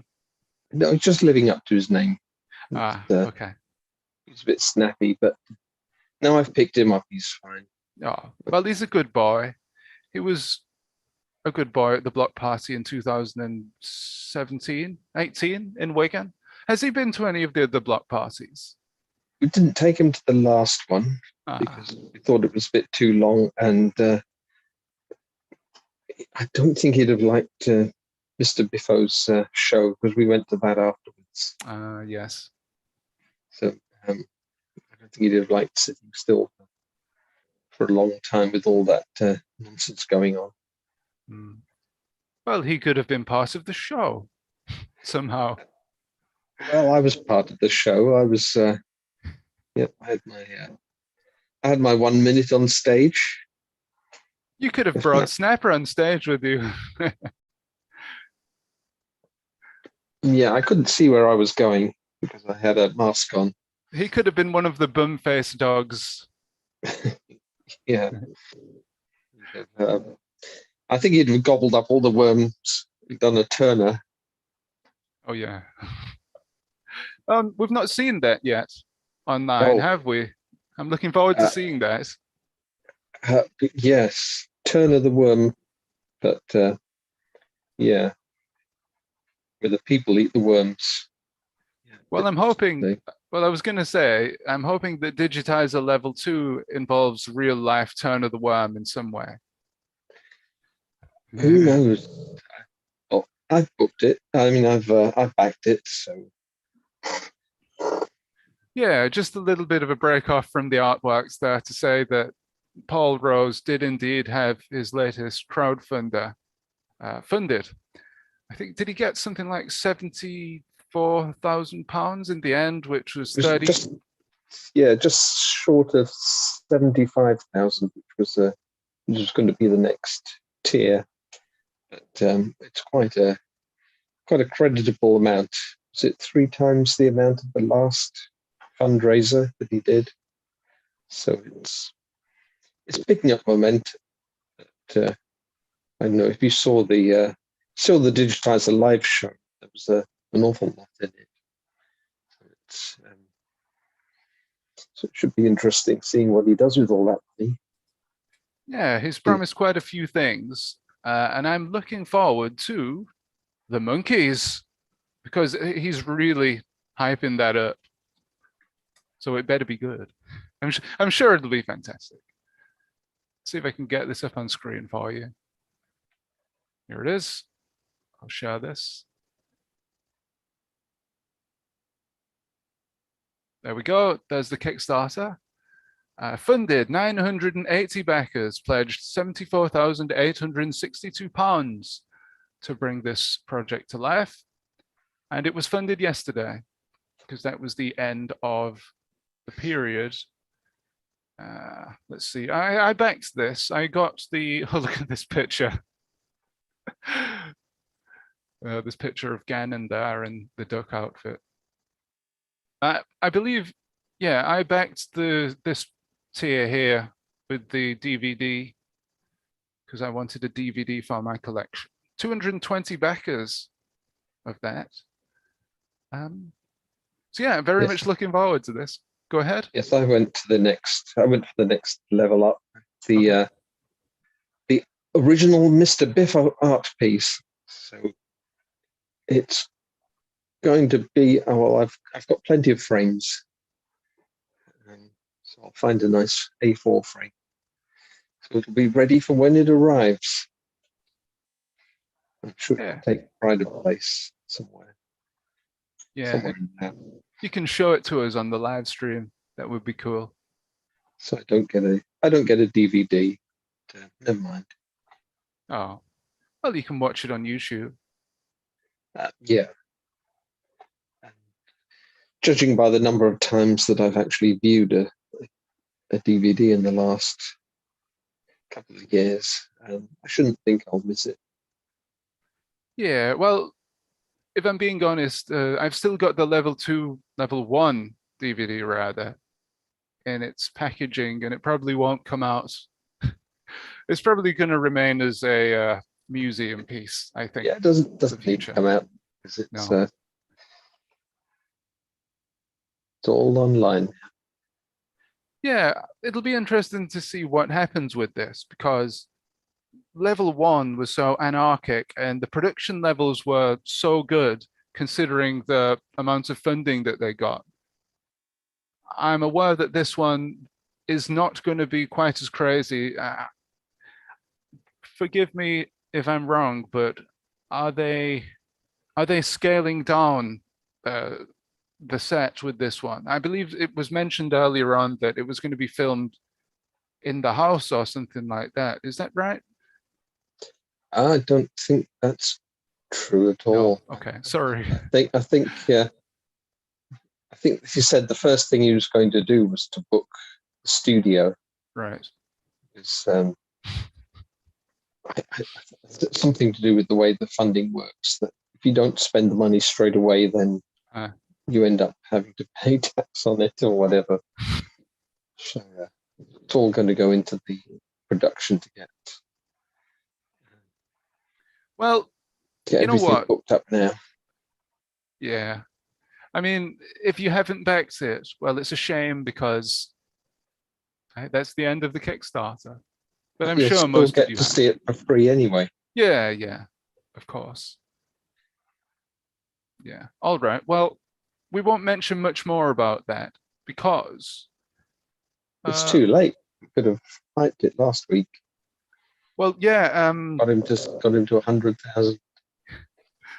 Well, it's our fault, really. Well, my fault, because we haven't been on the air for over a month. If we'd have done a mid-October special, then we could have plugged it a little bit more. But a little bird told me that Mr. Biffo might be coming on in the future to speak about Digitiser Level 2. Well, that would be excellent. But those little bird brains, you can't always trust them. So keep your eyes peeled, ladies and gentlemen. So we shall go into the final leg of our artwork, our early texted TV artwork. So we'll share the screen once more. And we have another representation of the Finnish flag, courtesy Andy Uglyfruit, aka Andy Jenkinson. Hi, Andy. Now, this one looks as if it's melting away a little bit, or maybe moving very quickly from right to left. Well, it could be a CRT effect. CRT, cathode ray television scan line effect. Well, Sarah says regarding Digitiser, I think Biffo said something about recording stuff on location, though I wasn't paying much attention, to be honest. Yeah, I should remember this stuff because I've watched all of his update videos. Peter is right. They were getting a new studio, but using a different studio this time, but it's not going to be as bombastic as the last one. So that money can be spent on other things, on the other crazy stuff they've got in store. Yeah, like salaries. Oh dear. I think Mr. Biffo probably lost out on just about everything he's done up to now. But he should be able to get at least a decent wage to cover what he's for the period that he'll be doing this. That's a good point, actually, because usually Biffo in his projects actually ends up spending more money than he gets in for them. So he deserves to actually be in the red for this one.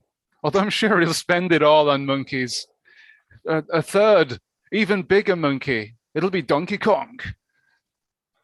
Real life Donkey Kong.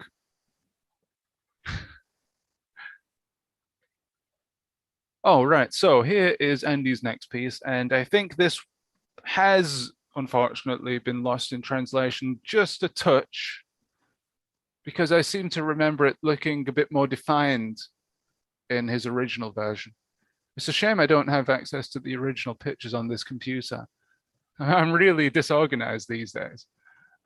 But you can still see the sort of 3D effect that he was trying to achieve there, and the 4 and the 0 merging together and popping out of the background. What do we think, Peter? Well, I like it's the sort of artwork that I like, because it's more ASCII art than teletext art. I don't think people use the character sets enough. If you look at the older graphics, you'll see little stars. They were actually full stops rather than sixel blocks. So with the ingenious use of zeros and slashes and whatever, you make some more interesting ASCII art. So whenever ASCII art comes up, I pay it some extra attention. Yeah, if you look at some of the older artworks from the 70s on CFAX, because Jason Robertson has uncovered some of those now with his VHS recovery. If you look at some of those artworks, they lean more heavily on text mode tricks and little text mode representations of things. And it's sort of its own aesthetic, really. It's a good balance of those things and the graphics mode. I always mention Mort Smith's party trick that he does, that he's demonstrated at least 2 block parties, where he types in a load of commands, basically. He types in a load of characters in text mode and then magically transforms them all to graphics mode, and you can see a cruise liner or a big ship. And that's very... I should think he's the only person who can do that. Yeah, and only person in the world. You know what? The next time we do one of our block parties in Cambridge, we need to film him doing that, because we've not got film of it.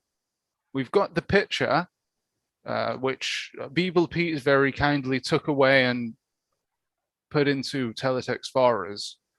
But we need to actually film him doing it. So another reason to do a block party. Now, I'm very sorry, everybody, but I'm looking at this picture, this artwork on my TV, and the blue characters look quite blurred.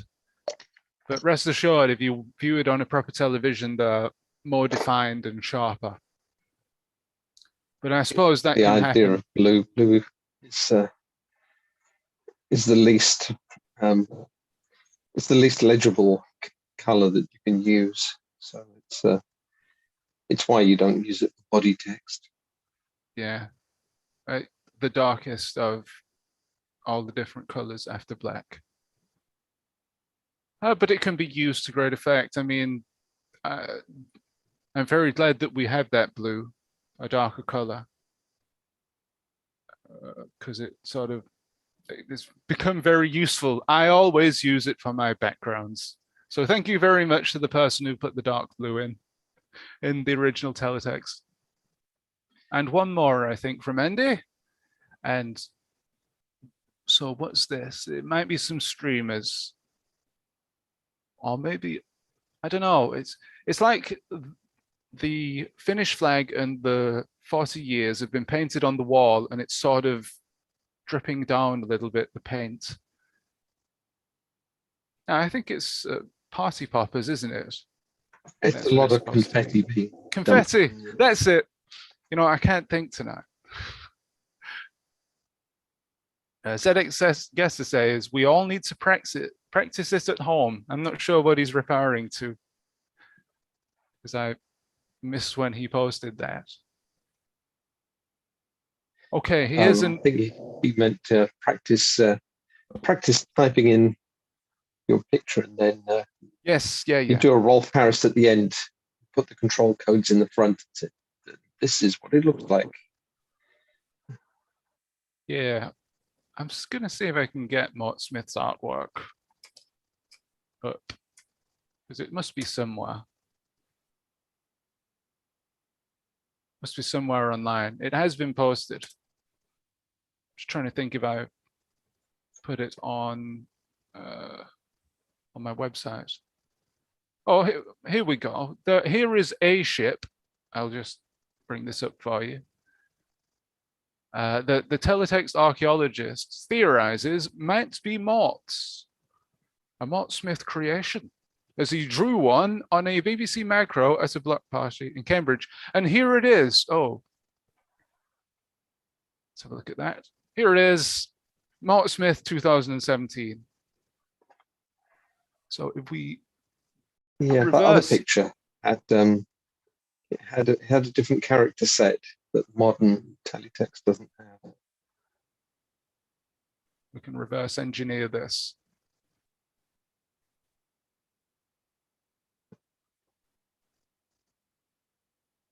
That doesn't look too difficult to type in by hand. Actually, yeah, good point. But there are a lot of fives there. Quite well remembered, I think, from the olden days. His party trick. So let's see this take effect, shall we? As we shall slowly see the ship appear from out of text mode. That was red, wasn't it? I can't remember the colors. Just don't save it. No. And do this bit as well here. Headlines. So yeah, it was quite a skill in those days to make teletext art, even something very simple. Now, of course, we have all the technology in the world to help us. But back then you had to remember the individual key presses for each sixel. So now we've got QU, AS, and ZX to fill in the different sixels. But back then you would have had to use a single key press on the keyboard. So we're going to go to Polydux's artwork now. So this loses something, unfortunately, because we don't have the flashing effect on this emulator. But at the top there, we can see the streamer. I'll get my mouse pointer so you can see. This streamer moves up and down with the flash effect, which, if you cast your mind back to the 2017 block party, you might remember that Polydux made one of the pieces of the party, the artworks of the party, and it was called I See You, Frodo. Well, in fact, we'll have to get that up on screen for you. I'm not very well up on the Lord of the Rings, but is it the Eye of Sauron? Sauron. And the pupil is looking around. Why can't I find this now? Block Party 2017. Was it 2017? Yeah, I think it was. Maybe it was 16. I can't find it now.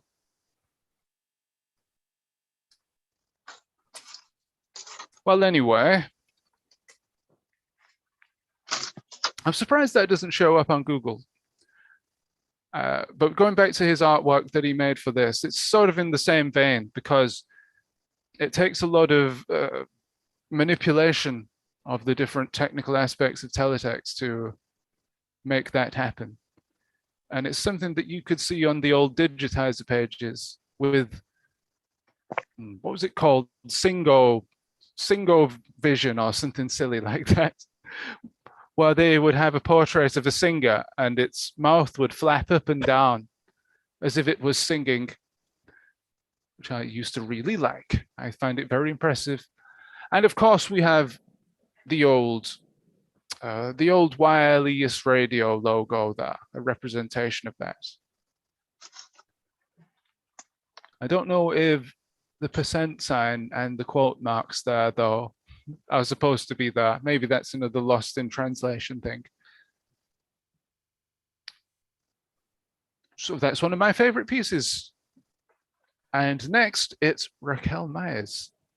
She submitted 2 artworks for this event. And now what does, oh goodness, what does this mean? I've forgotten. Zorionak, 40, happy birthday. It's something to do with, is it the Basque region in Spain? From memory, I'm sorry if this is incorrect. It's a dialect, I believe. Is that a Russian doll? It looks like one. What do we think, Peter? Yeah, it looks like a monochrome Russian doll. Yes. It's a very good representation of it. And we've got some, are they V-birds in the bottom right there? I don't think they are, but we can pretend that they are. They look more like flowers, I think, or little plants growing from the ground there. It's a very characteristic text from Raquel. She does a lot of text that looks like that, and nobody else does anything like it at all. I have unsuccessfully in the past tried to emulate Raquel's style, but it's literally impossible. My tribute to her, let's say it stopped at one piece, and I'm not going to try and copy her style anymore. Pardon me. But for Raquel, I think that's quite a restrained piece. The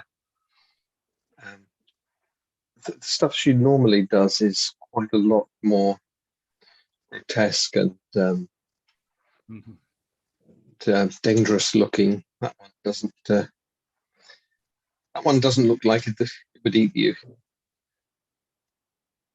Well, we all need some more serene pages sometimes, I think. I'm just trying to think if this was made using mirroring, but I don't think it was. I believe Raquel made this straight into Edit.tf. Do you know how in some software you can, like the ASCII art software and the ANSI art software, you can have a mirror effect where you can, I'll get my pointer here. You can set this line here as the point of mirror and then select mirror and then it flips it over. So you just complete the left half of the artwork and then flip it over to the right half. Yeah, I used to do that with Deluxe Paint 4 on the Amiga. You could keep putting your symmetry. Say, well, I'll have 8-fold symmetry. Just draw one little bit. Does the other 7, but I think Raquel's fast enough to do it without needing the aid of anything like that. Yeah. Well, people like Raquel and Alistair are too good. They're too good to be using the mirror effects. It wouldn't take too long anyway just to render that up in Edit.tf. Not to take away from the fantastic skill here. Oh dear, I'm digging a hole for myself with this, but another wonderful piece from Raquel. Oh, just noticed we've got the checkerboard effect at the top there. That's another thing that Raquel uses a lot to great effect in her artwork. And it's good to see it here. Good to see it represented. And it's actually a squadron of birds flying in formation. Yes, the big, thick, chunky V-birds. And they're dropping their poo bombs upwards. Or maybe they're dive bombing. I don't know. Oh, it's just a row of tiny little ones at the top. Oh, right, yeah. Oh, I see what you mean. Yeah. Well, in that case, there could be like 100 V-birds in this picture. You see them everywhere. One more piece from Raquel. I wish, right, you know what? I'm gonna see if I can find what this says, because I know at some point Raquel has said in our little discussion group, but a more minimalistic piece this time from Raquel. Let's see.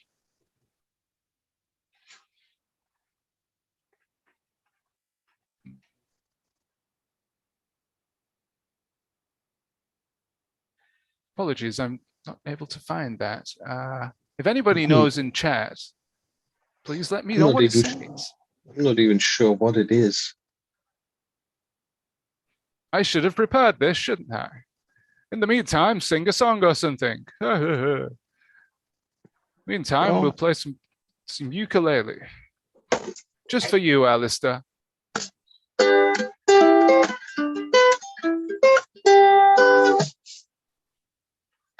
Hey. Well, it wouldn't be a stream without that, would it? Without ukulele? Okay, so regarding the last piece, Raquel said, Zorionek means congratulations in the Basque language. And I said, it's an instant Myers classic. And then we've got Zorionek again in the second piece. But we don't have a translation for that. But yeah, we've got the checkerboard effect here again, going on. Now, sorry for some missing information on this piece, everybody. If we can, we'll update you on the next stream regarding that. Maybe we can actually get Raquel on one day as well on the stream. Now, I don't know if you've noticed, but there's a percentage in this piece. I don't know if that was supposed to be there. But considering this was made by Pixelblip, maybe it was supposed to be. I do happen to know that this is just one frame of a bigger animation that's got 90 to 100 frames, or maybe even more in it. We'll get that up on Twitter for you, actually, because you won't be able to see the full effect. We can find it. Pixelblip 1. So, yeah, we've got the candle in the center, and the original piece is a birthday cake that Rosa. Oh, wait, hold on a minute. It's not this one, it's the next one. It's Pixelblip's next piece that is animated. And I'm just scrolling through his Twitter to try and find it.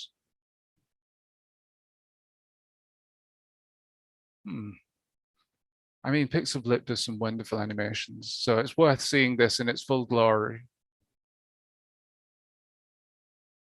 I'll bring it up on Twitter for you. Here we go. Here it is. You've got the ukulele at the ready, haven't you? Here it is, a full animation. Now look at that. Isn't that wonderful? There's so much stuff going on here. So how has he rendered this? How has he rendered the 4 and the 0 and the cake spinning around, I wonder? And then we've got the fireworks going off in the background. I mean, it reminds me a bit of Space Invaders with the candles firing off bullets. But look at that. That's wonderful, isn't it?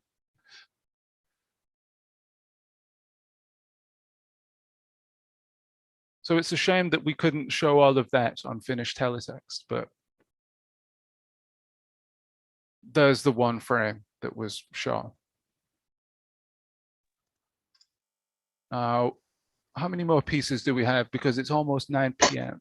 This is the last one. Okay.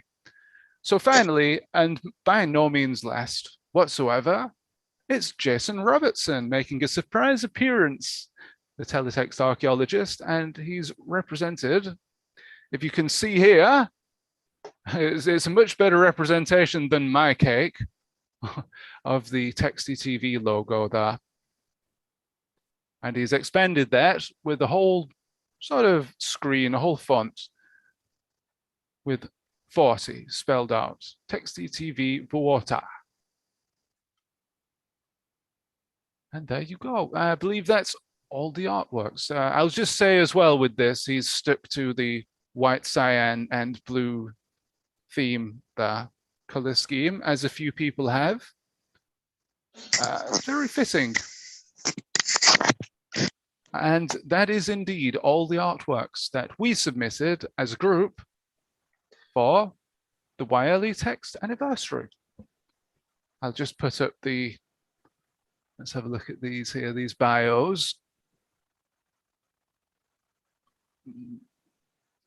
Pixeling is my name and game, as well as making music and playing it.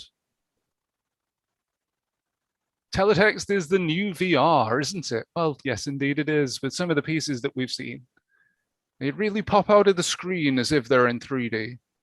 Now, we'll just have a quick cycle through some of the other artworks that Matiramu has included here.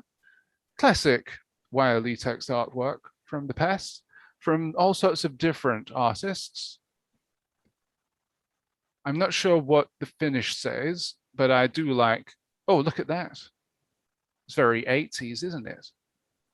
I do like the lettering that we have going on here. There's handball player, oh, volleyball. Santa Claus, I believe. And there's so much more of this stuff. So if you head on over to yle.fi, you can find all of these artworks and more. I'm not going to show a lot more because copyright, maybe? I don't know. We might get done for copyright for showing all of these. I mean, it was fine to show our artworks, but, you know. I can't imagine Wiley's going to come along and shut us down. Tell us to stop live streaming. In fact, they're watching right now. They're policing us. Now, on the 7th of November, I do believe, those go away. So please do go and check those out. There are more pages and more artworks you can view. And we have one more piece to tidy up here, if I can find this. Where is it? Is this it? We actually have the Eye of Frodo piece, the I See You Frodo piece, created by Polydux. And this has been submitted to the Discord by Alistair. There it is. There we go. A very interesting effect going on there. A very impressive effect. And there's Frodo with his ring, I assume. But if we have a look at the control codes, we've shown this on stream before. I think you can tell how impressed I am with it, can't you? It's probably been featured a few times, but as you can see there, there's a lot of heavy lifting going on with different control codes. Turn that back off again. It's an excellent effect that we have there. I mean, I didn't even know that Teletext could do that the first time I saw this.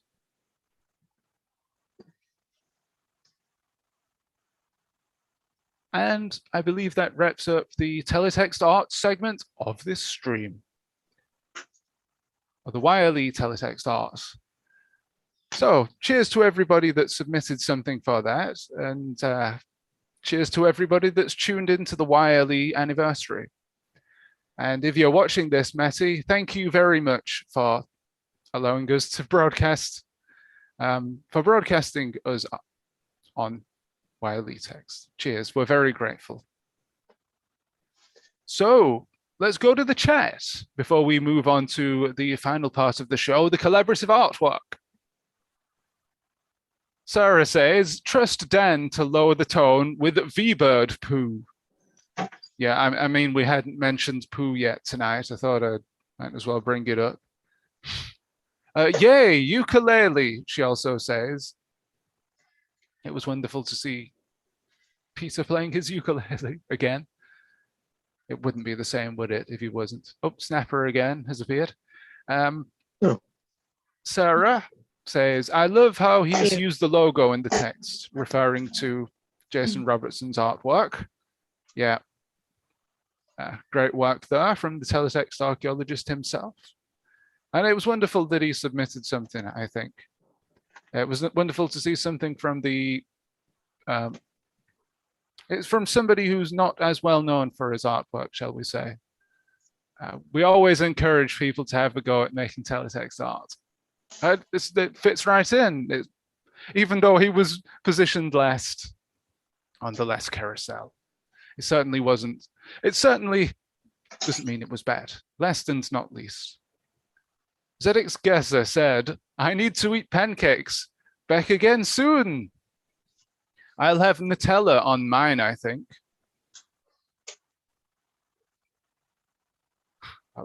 Again, what are you all doing? You're making me hungry. Now watch, when we go to the collaborative artwork, you're all just going to draw apples and things. So there's my supper. You're all going to draw apples and things to take the mick out of me, aren't you? To make me hungry. And Sarah says the Frodo piece is very impressive. Indeed it is. And I celebrate it on every single one of these live streams, it seems. So yeah, at first glance, that Frodo thing looks like an animation, a two-frame animation or something, but it's not. Oh, I'm just going to dump Snapper. Oh, okay. Snapper is scared. He doesn't like fireworks. Oh no. So we're going to pack him up in a bag and keep him nice and safe. Yeah, this time of year he doesn't like it when the rockets go off.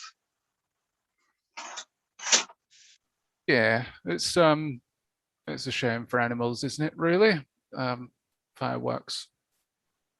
Right, ladies and gentlemen, it's 9:05 here in the UK, and you know what that means? It is time for the collaborative teletext art piece. The invisible audience applauds. So, here in the stream today, we have the creator of the MUTTLEE platform / software. What would you call it, Peter? Is it software? It's a system. Yeah. The MUTTLEE system. Wouldn't be grand about it. Oh, and somebody has already started making the artwork. Well, I will post this right now in Discord so you can all help out. Somebody's doing a But if you can make it look better. There's if you use the controls, you can get a full screen page, like a display full screen. Oh, that right. Sort of thing. Would that take over the whole of my screen or the whole of my browser? Just the whole of that window. You wouldn't get the you'd have more space to work on. Oh, I see. Yes, that's good for this stream, I think. What does manifest mean? It shows you the other things that are on there. It's a list of pages. So if you click that, those are all the other artworks. So you can just click on one and go to it. So that's Danny Allen has been putting in all of these amazing features. So the stuff that I don't know what the today thing is. You have to ask him. But another thing you can do is, instead of having that terrible brown, you can go to minimal. Yeah, go to standard minimal, and that will get rid of oh, this is wonderful. A lot nicer. This is wonderful, and you can select the different services here. We've got artifacts, T-facts. We'll not switch over because we want to see the artwork taking place. Oh, look at that! This is perfect for our stream, I think. Yeah, so you can see it a bit better now. So could yeah, that's the so that's a lot cleaner. I mean, I love that. It's a wonderful update. We've got the MUTTLEE logo in the top corner as well. M. Yeah, Danny Allen, he's done the whole lot. He's been really working hard on it. I haven't done a thing on it. But, so if you're on, you can if did you put out a link for that? I guess you did. I've put it in the Block Party Discord. You know what? I've never checked YouTube chat. I'm very sorry, everybody that's commented in YouTube chat. I promised right at the beginning, didn't I, that I would read out all of your chat. So here it is. I'm sorry. McFly asks, is it your birthday? Well, it's Text's birthday. Pepek94 says, in December, Polish teletext service of TVP, named as Telegazeta, pronounced Telegazeta, will celebrate its 33rd birthday. And in January, the Portuguese teletext service from RTP will celebrate its 21st birthday. Oh, well, we've got a lot more birthdays to celebrate, haven't we? Maybe we need to write off to these and ask if they would like some of our artwork. What do we think, ladies and gentlemen? And apologies to McFly and Pepek for only noticing your messages now. Yeah, I'm sorry about that. My mistake. I mean, it's not as if I've got 3 different screens here to keep me updated on all of this stuff, is it? Oh dear. So I believe one person is, or 2 people might be working on our teletext artwork currently. Do we have a theme for this? Probably not. We don't usually have themes. We just let people draw whatever they like. So I'm going to draw something here. There's vaguely to do with what we have written in the fast text area there. In fact, it's more than vague. I'm going to draw some bananas. Some bananas. Oh dear. You know what? I need a picture of some bananas here that I can draw. I'm not very good at drawing from memory. A hand of bananas. Because at the moment, it looks a bit like a dolphin or a whale. Well, I've typed in banana hand and we've got the bananas in pajamas on Google. I want a hand of bananas. I'll forget that. We'll have a bunch of bananas instead then. Banana bunch. The banana splits. Okay.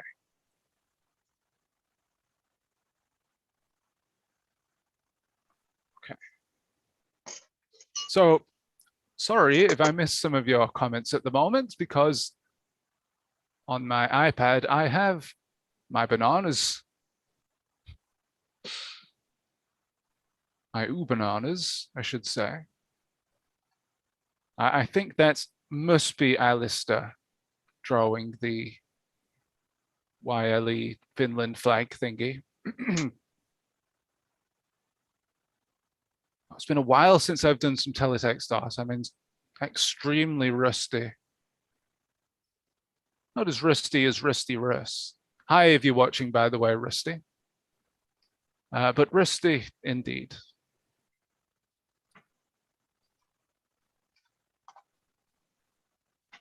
So I'll be very happy if anybody can just tell that these are bananas.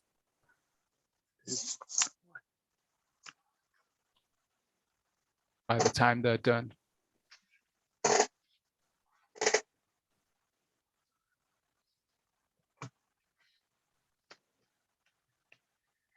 So we mentioned a little bit earlier in the show that it's the anniversary of the Wigan Block Party. Did we mention the picture that has been posted in Discord of everybody sitting around the table? I think we did, didn't we? Yeah, we did. Yeah. There was another picture. Haven't dug that one out, but gave the camera to Raquel Myers to take that picture, which is why she isn't in the picture. but we did take another one at the same time that had her in it. Yes.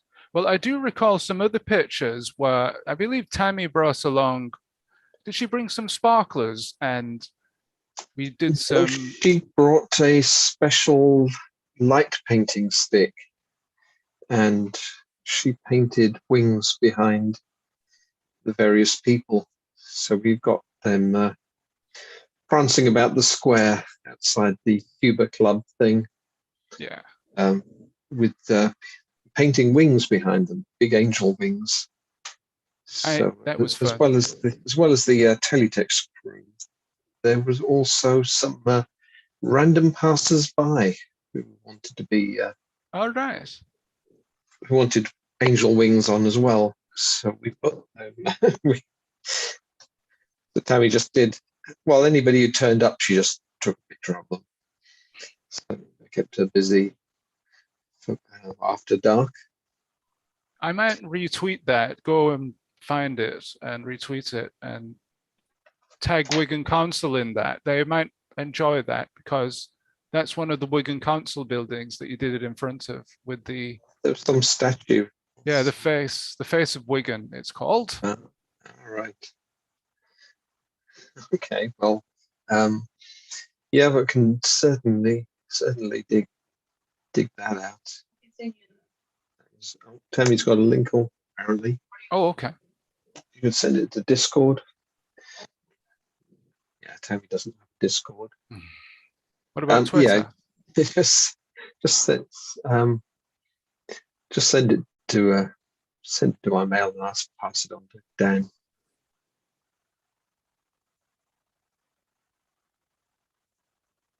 It's not particularly bendy, this banana.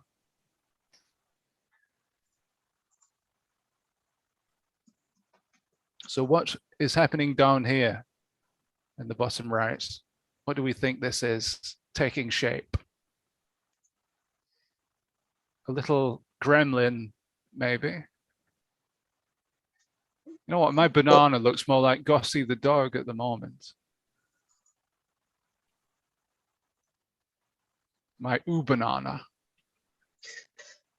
I used to get free bananas at MRG Systems. Oh, that's not fair. Well, it's only because we had a very fussy girl who worked there, and she liked bananas, but the trouble is if there was one single brown spot on the banana, she wouldn't touch it. So so whenever I passed, I'd get the brown spotty bananas. I quite like the brown bananas. Well, if you know anything about bananas, that's when they're becoming ripe, when they're at their sweetest. So when they've had a few spots, that's the best time to eat them. But no, she couldn't handle that. Well, it could be too sweet for some people, I suppose. They do get sweet bananas.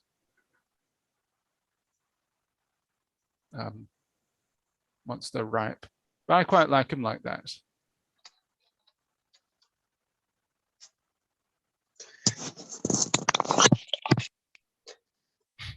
It's terrible, this. I'm sorry. I have to apologize.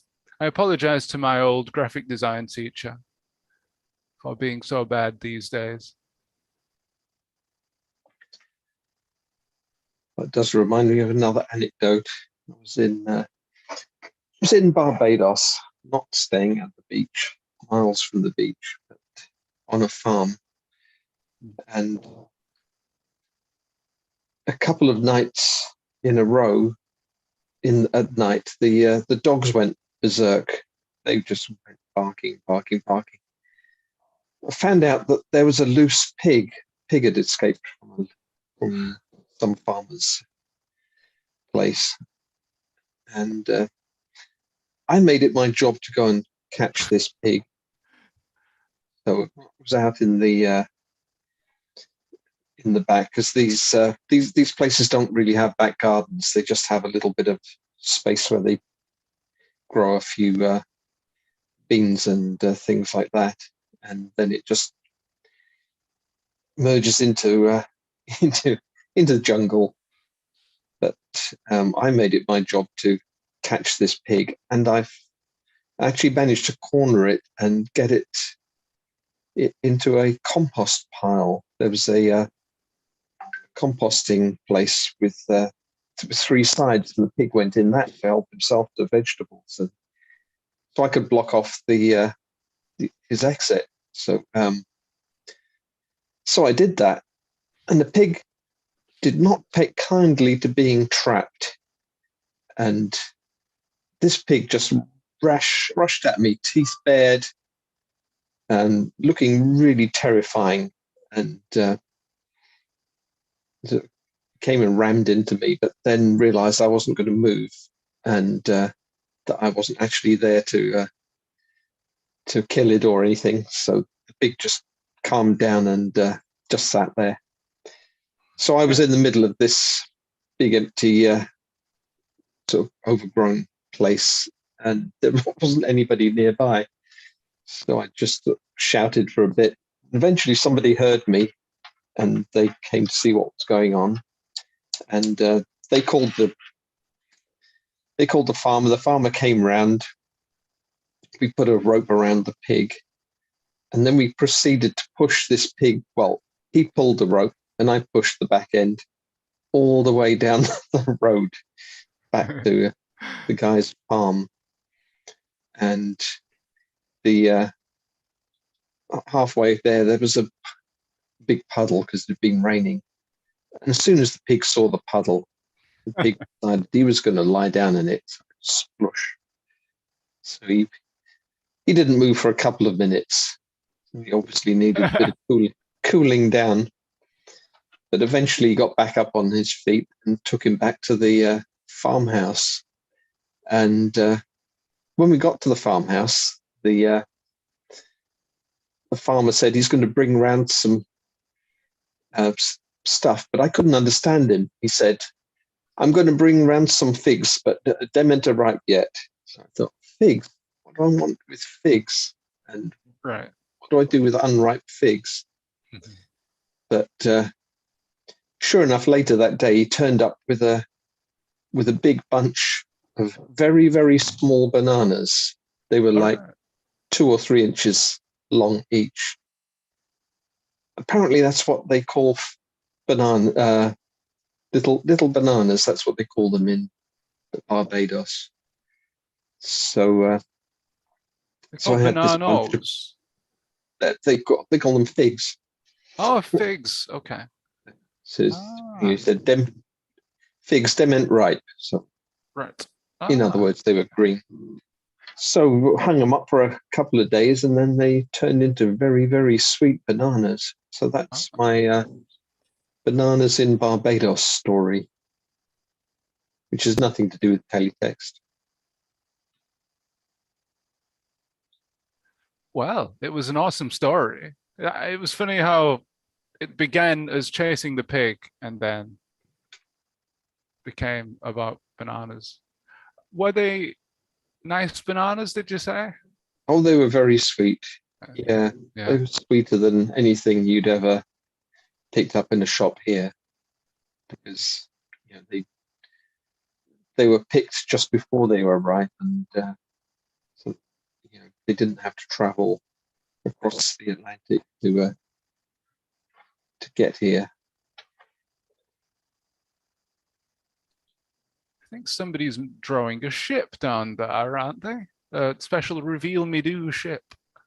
But yeah, it's a banana boat, obviously. Oh yeah.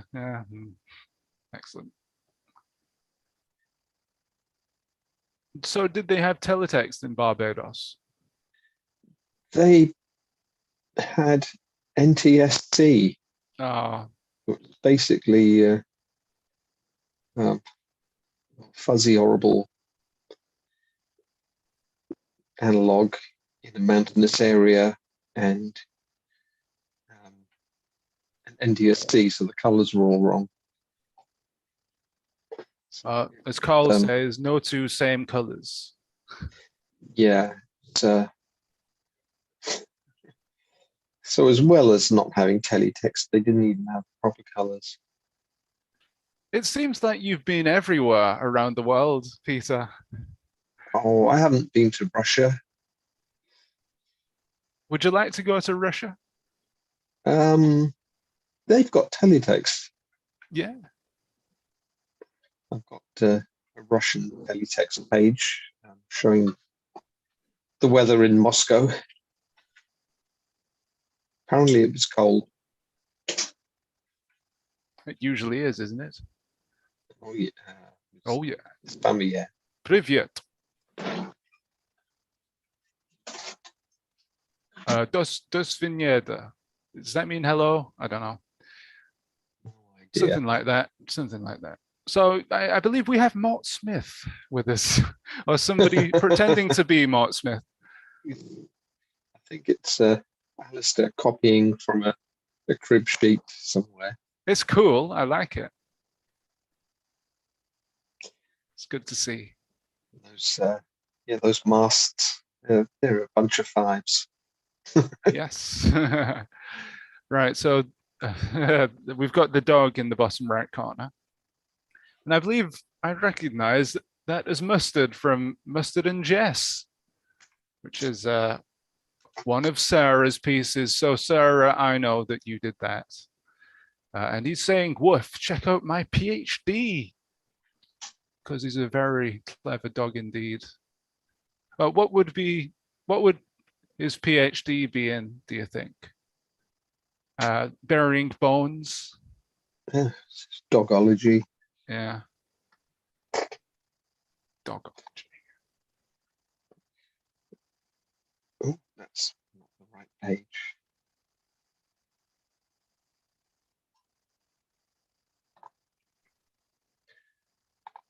So Tammy's gone and dug her pictures out. So okay. You might even have a slideshow at the end. Oh, okay. Stick this on the Discord. Let's have a look at the Discord.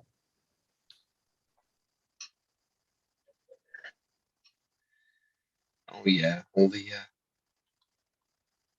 famous people are there.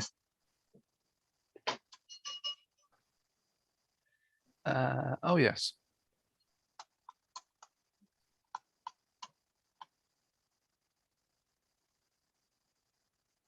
In fact, I think that was the first time we ever used MUTTLEE, wasn't it? It was, wasn't it? Yeah. I wish we still had. Did we still have the artworks that Raquel and Steve made? I seem to recall that they were lost. They made some artworks together, at least one, before we did the Wigan special. Let's have a look. Right, how do we? Don't know.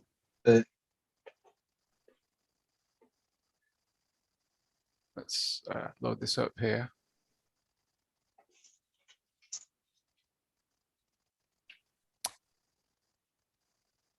Good old Discord.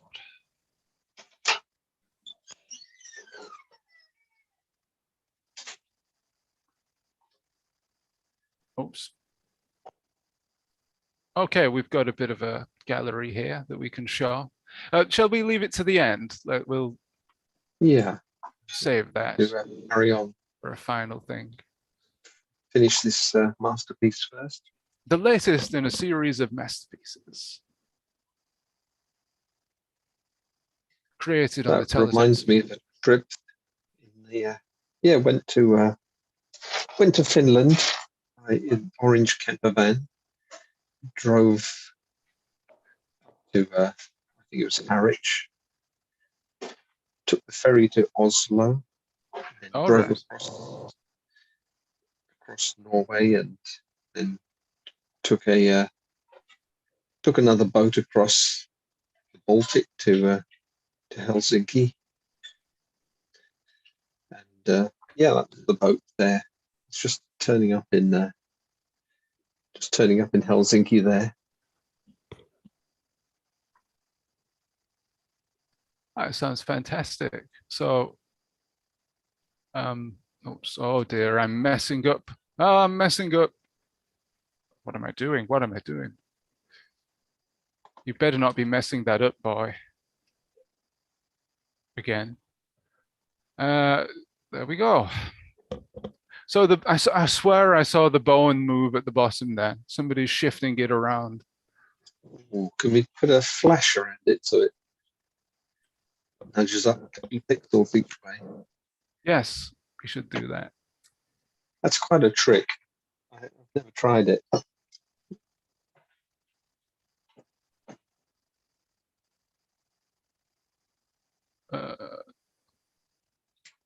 Somebody's typing a message.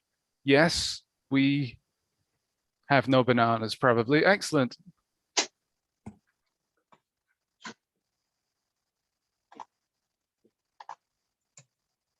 I'm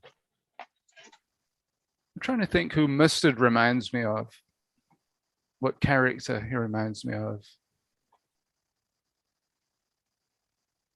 It could be Rhubarb. No, Custard from Rhubarb and Custard. He's called Mustard.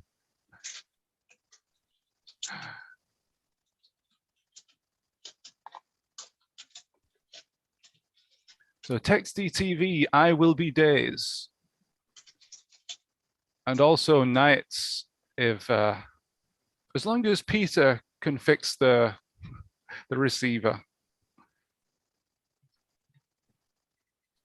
There you go. I will be nights.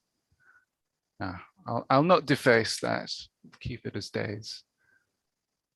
We have recognizable bananas. Yeah, well, it's only vaguely recognizable. There's a very impressionistic hand of bananas, or bunch of bananas. It's not great. Needs a lot more work. But it'll do. It'll do. How come nobody's drawn the pig from Peter's anecdote yet?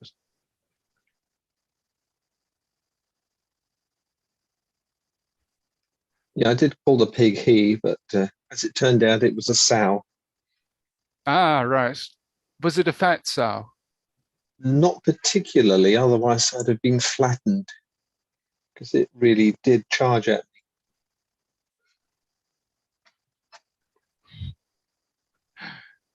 Was it a big pig, by the way? Was it an old pig, but a big pig? No, I think it was a moderate-sized pig, not a big pig. What sort of noises did it make? Was it very noisy? No. No, it was quiet.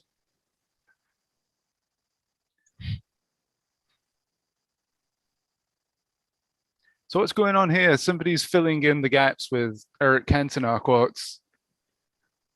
When the seagulls follow the troll, It's not quite a haiku. It's a Cantona haiku. Sarah says, Dan's not accusing me of plagiarism. Is he? Of course not. Mustard's a completely original character. No, I say that sincerely. He's not copied from anybody. But he just has the look of, Spot the dog. That's it. Spot the dog. Obviously different because Mustard lives in Teletext, but it just reminds me a little bit of Spot the dog. GK Max says graphical bananas have to be in a bunch. A single banana would just look like a moon crescent. So I wonder how these bananas have to do with Finnish anniversaries. It could be a bunch of bananas in celebration of Wiley's 40th anniversary.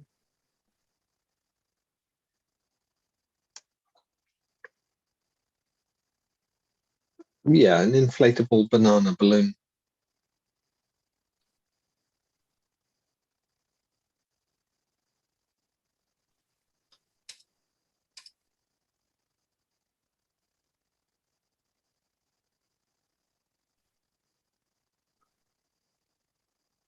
ZX Guesser says, was Spot Naughty Spot, it's dinner time. Where can he be? Is that what it used to say in the books? I can't remember. I just remember what he looked like. And also there was a cartoon. That's what I remember. Sarah Burgess says, I'm sure there's a single banana emoji. I know there's definitely a bunch of bananas in one emoji, but maybe you're right. Yeah, it's a peeled banana, isn't it? A half-peeled banana.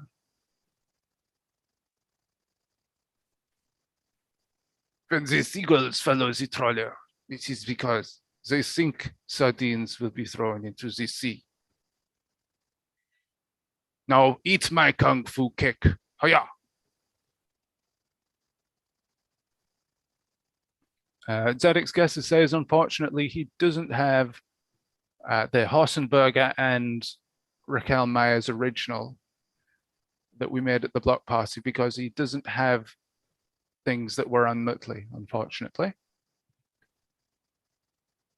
I still wonder how, when we accidentally delete the screen, it's somehow recovered though.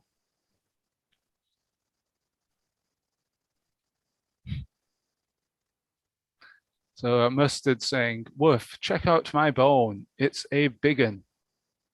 That is quite a large bone. Or maybe it's just closer to the camera and Spot is farther away. I mean, Mustard, oh dear, Freudian slip there. I promise you, Sarah, it doesn't look anything like Spot.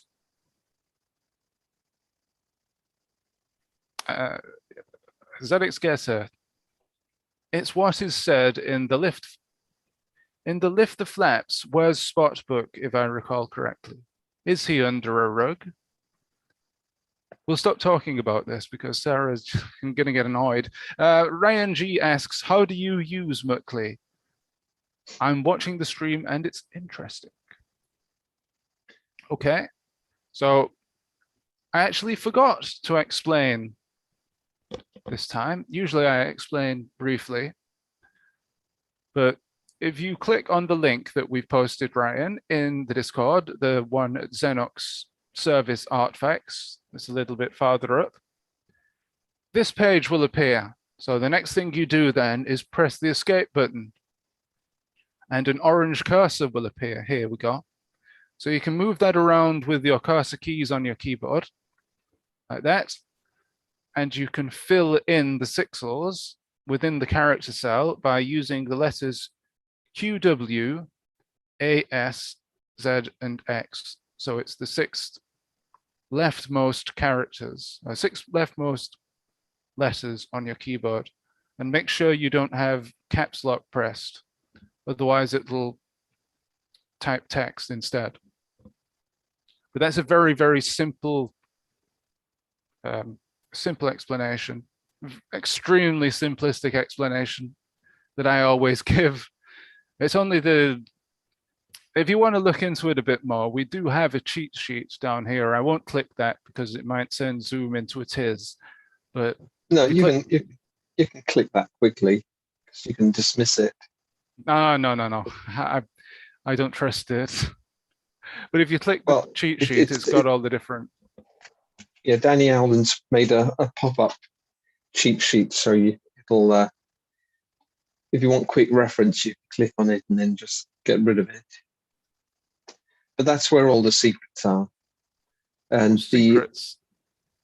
Yes, how it works. But Danny Allen's done that, so it's quite a nice convenient feature.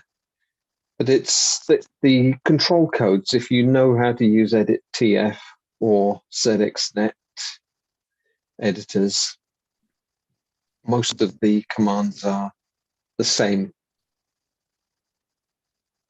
Right. So once you learn to use one of those, you should be able to use this one as well.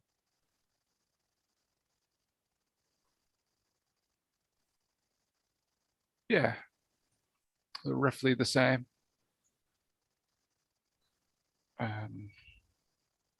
There you go. Oh, this piece needs a lot more V-birds.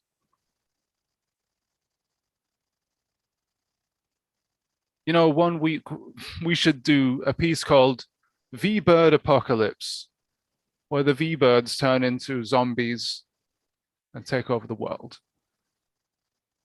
Well, hi there to the person who's typing hi there. Welcome to the stream.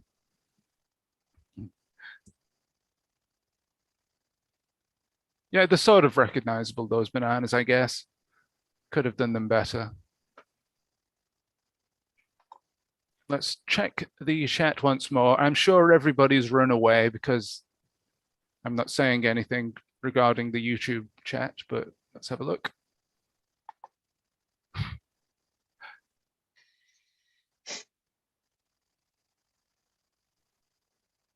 My iPad has to load.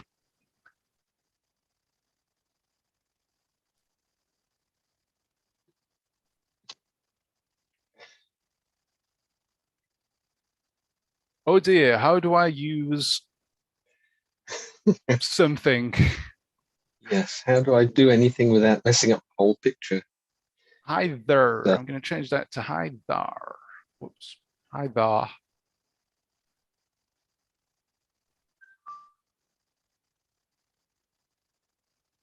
Oh, somebody's having some fun.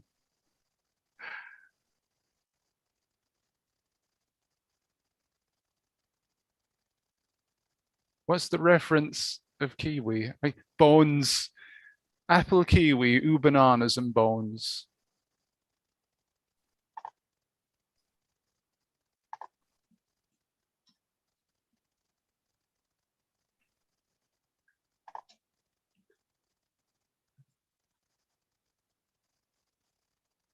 Ah, excellent. I will survive ITV1. Is that a promo for a show called I Will Survive on ITV1? Or does it reference the fact that subtitles haven't been working recently on a lot of channels, including ITV1? Oh yeah, that reminds me. One thing I did promote. Let's see if we can get this here. Okay, so anybody who's joining our stream from my Twitter promo, I did mention that we're currently experiencing or living through the teletext renaissance, which is true in the general sense of the word.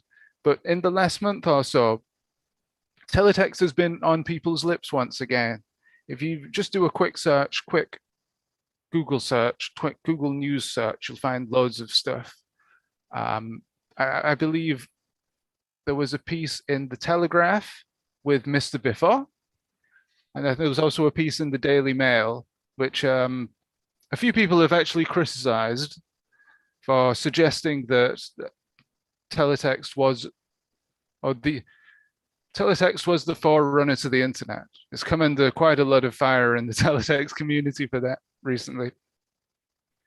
But it's something that I always say. It's like teletext is the internet of the 80s and the 70s as well.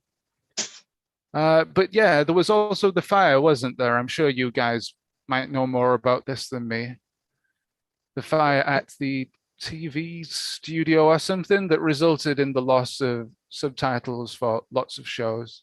I mean, I've been trying to watch Countdown recently, but nothing has been subtitled for ages. And as if to take the mick, last week, the Countdown Conundrum was it subtitled or something like that? And I thought, that's a deep cut. I can't believe you did something like that.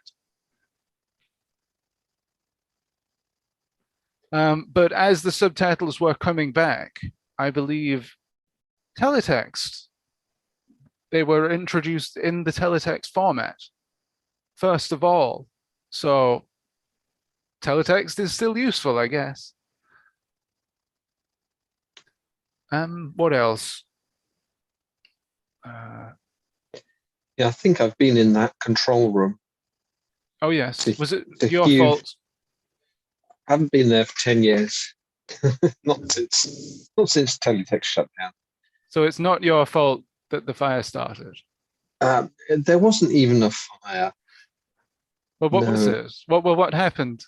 Well, there's a system that's supposed to protect the equipment. So if there is a fire detected, you get a warning and a klaxon goes off, and you have about 20 seconds to get out of that room. And it's a huge room. So you've got to sprint. It's like James Bond, isn't it? Yeah, poison gas is going to come. And so what happens is, whenever you go into that place, you just keep on noticing your exits and watching for things that you're going to trip over, because you have around about half a minute to get out of the door before the stuff gets blasted at you. So what happens when the alarm, when it goes off, I think it dumps a load of nitrogen into the air, something like that. Some gas that won't burn to displace all of the oxygen, and it comes out rather fast. And apparently, what happened to the machine room was that it was blasted out so fast it made a shockwave, and the shockwave destroyed the hard drives belonging to Red Bee Media. So while the other stuff booted up, their systems were completely trashed, so they couldn't use them. I mean, there wasn't even a fire. It was just a fire alarm, and the stuff was set off by accident. The fire brigade came along, determined that there was no fire, so they started setting everything up again. But the subtitles didn't make it. Shame. Well, Sarah says, subtitles are sent as teletext as well as the new type. I think it's Sky that uses the teletext ones, but I don't have Sky personally. And then Ryan confirms that Sky does carry teletext. Airtel survives on Sky. Yeah, that's an interesting one, isn't it? Because we keep seeing these news articles about Airtel is about to be switched off, and then it's not. And then we see another article saying, well, did you know Airtel wasn't switched off, but they're actually going to switch it off this time? And then it isn't. So it just continues on the cycle. So I wouldn't be surprised if Airtel is still there. Teletext subtitles. Sarah says, I hate those Halon fire suppression systems. They had one in a chemistry lab at uni. Scared me. And really glad it never went off when I was there. And Nathan Dane says it's inergen, which is a mix of nitrogen and argon, as far as I know. Yeah, that sounds about right. But, I mean, the machine room was huge. It was like a football field. And my teletext stuff was not too long a walk to get to, but it was that kind of size, White City. I wonder if they still have teletext stuff there. I mean, if the subtitles, I'm sure they've thrown it out. Oh, who's the spammer at the bottom? Androido MacBooks laptops. It looks like one of those emails you'd get. Androido MacBooks. Apple Androido MacBooks. Ryan says it costs more for Airtel to be shut off, so RCA can't be bothered. RTE. Is it RTE or RTA? They can't be bothered. It's cool that it survives. Can you view it online? Do you know, Ryan? It would be interesting to get that up on stream. I know they used to have the digitized version online. I don't know if that's still there. We'll just get Nathan Dane to put up a tall aerial, see what he can pick up. Yeah. Maybe we can get the actual Finnish broadcasts as well, so we can see some more photographs of our artwork. Okay, so I think we've pretty much finished our artwork now, haven't we? We've filled everything up. It's a pretty good effort tonight. Very text heavy. There's nothing wrong with that. Look at this. Check out my, it's a big one. It's been censored now. Oh, naughty, naughty, naughty.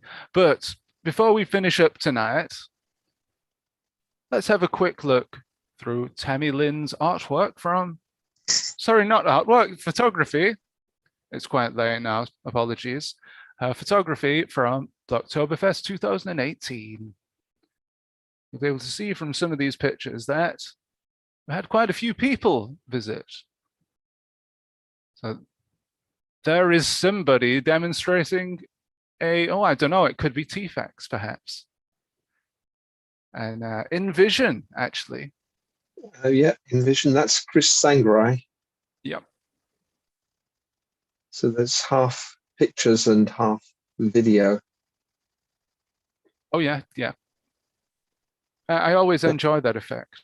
It's a pretty cool effect. And we've got MUTTLEE at the back here, just a little bit.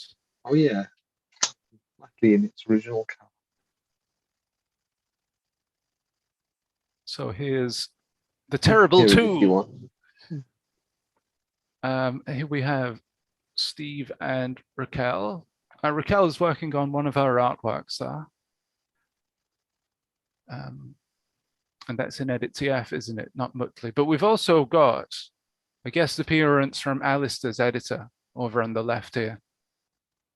Oh, maybe that was me messing around with it there. I don't know. Oh, so there's Carl demonstrating. Oh, that's actually, he made a little zine. He printed a little book with everybody's teletext artwork in it. And he's showing that off to Wayne Dearden there. And we've still got Peter in the background there. You can just see him demoing. Which one? Where are the pictures of me? There's plenty of pictures of you. Oh, I don't know if I want to see all of those. So this is at Wigan Steam, incidentally. And I believe those are Jason's VCRs that he brought along.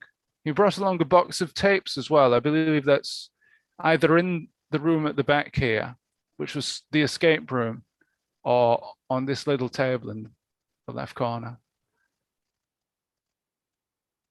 Oh no, in the left corner we have a television, so you can get an idea of the size of the space there and the number of people that we had crammed into it. But we've also got the festive Halloween treats over here that people brought along. And I think this is a time lapse at the back here of one of Horsenberger's artworks. Oh, that's sure. There's T-Fax on that monstrous TV. That TV was so big, it broke the pallet that it was sat on. Oh, goodness me. I remember when those televisions were delivered to Steam. Of course, I didn't help them bring them in because I believe they were 20 quid each or something like that from the charity shop, and we had them delivered. Well, they were supposed to be for another project, but they got mainly used for the block party.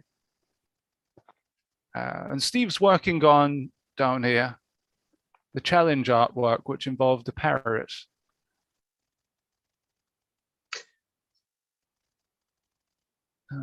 Wide shot there. We've got a system over here, a yellowed macro or a master, I think. And the Teletext block party t-shirts, which you could buy.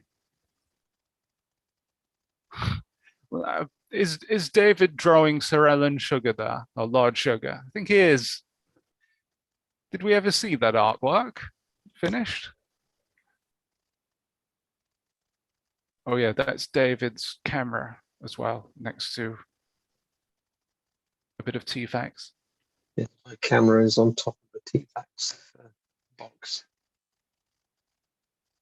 Now this is using view data, I believe, press tel. You can't hear it.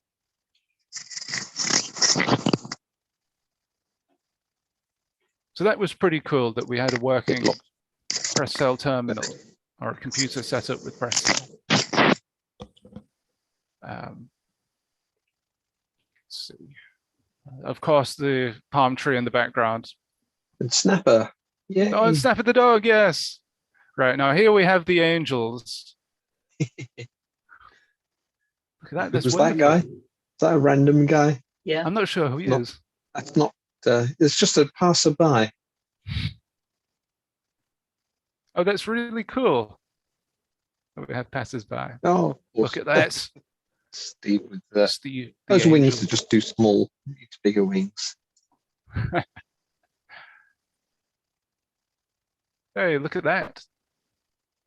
How did this work? How did you manage to do that? That's amazing.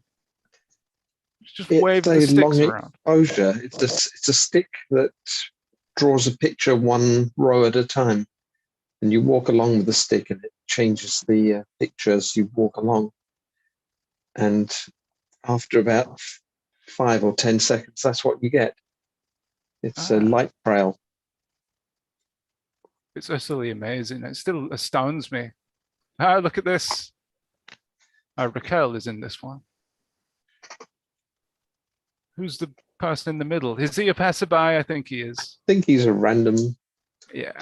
a random Wiganite. He might have come over from the John Bill Chop House, just across the way there. Raquel on her own. Nah, Raquel and Mrs. Steve's, Hoffenberg. yeah, Mrs. Hossenberger.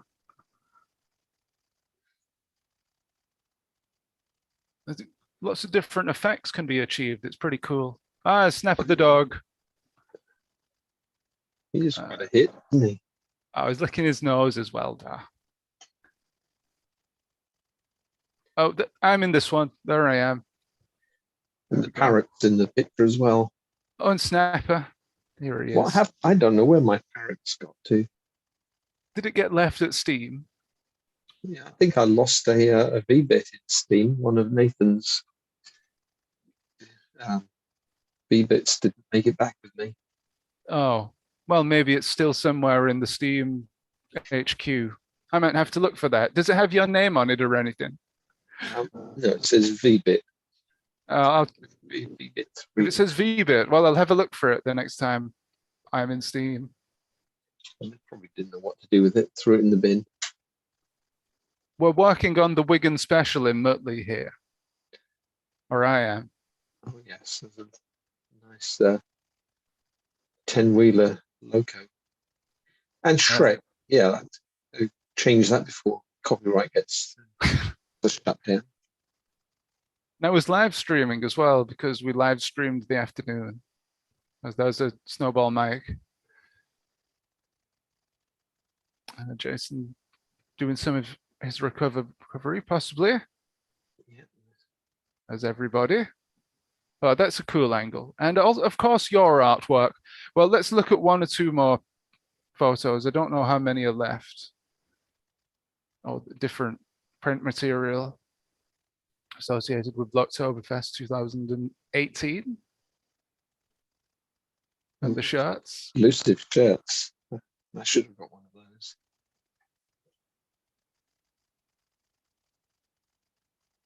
Oh, look at that. The Beatles. George Harrison, I think it is. Oh, the Insertomatic is oh, yeah. me. Yeah.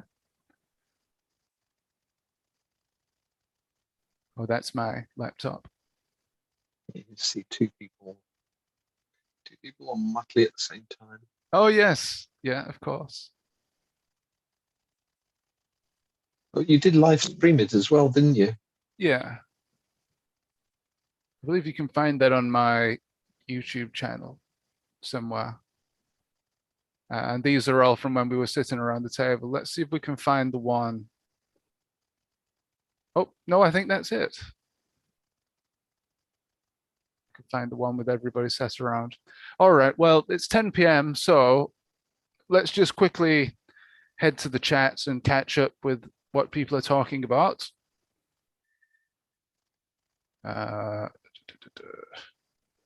Sarah says, that was a great collab artwork tonight, everybody. Yes, thank you, everybody, for contributing. Quite enjoyed that. We overran a bit, as usual, but that's okay. And there's some talk of Sky cards. And Ryan has an Irish card, which he needs as he pays for Sky. Oh, and Peter, apparently, according to Nathan, Peter got board number 2, so there'll be a big 2 scroll on the back of it in permanent marker. Well, I did get 2 of them just in case, so I'm not stuck without one. So I've still got another one. Let's have a look. Yeah, 02. That's what I've got. It's the other one I've lost. Well, if I find it, I'll let you know. If I come across it at Steam, it's been used for a kids' workshop or something. Being repurposed for that. I don't desperately need it. I'm okay without it. It's always nice to have, though. Well, yeah, we don't need it so much these days because Raspberry Pis come on so well. You can do nearly everything without it. You can't do camera tricks, but I've still got one. That'll do. And I know I'll always order some more from Nathan if he makes them. Yeah, I'm sure he would. Right. Well, if nobody else has anything to mention in the Discord chat, I think that about wraps up our stream for tonight.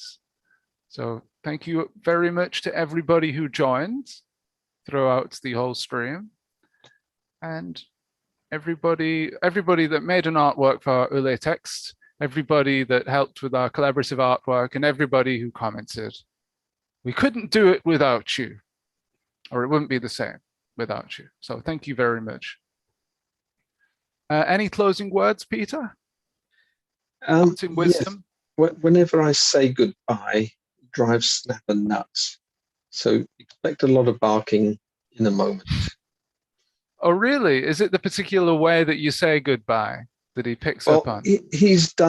We've done so many Zoom meetings that he knows that when we say bye and wave our hands, it's time for him to get some attention. So he gets very excited then. Oh. So we could try doing it now. If I say bye, bye-bye.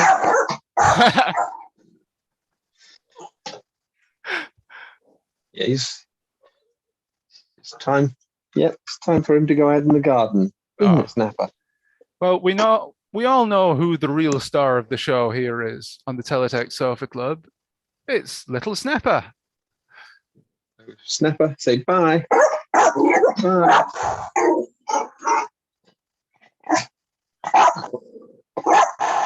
Yes, all right, Snapper. You said goodbye. So yeah, it's a habit he's picked up in lockdown. Oh dear. It might be pretty bad if he comes to the block party then. Make sure you don't say goodbye, everybody. It's lucky he hasn't got headphones on.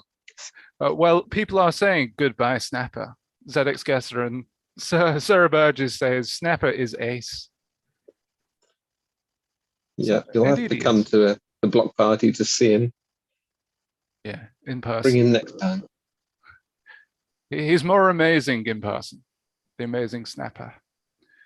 All right, I think that's about it. So from me, from Peter, and from Snapper, it's sayonara and keep it blocky.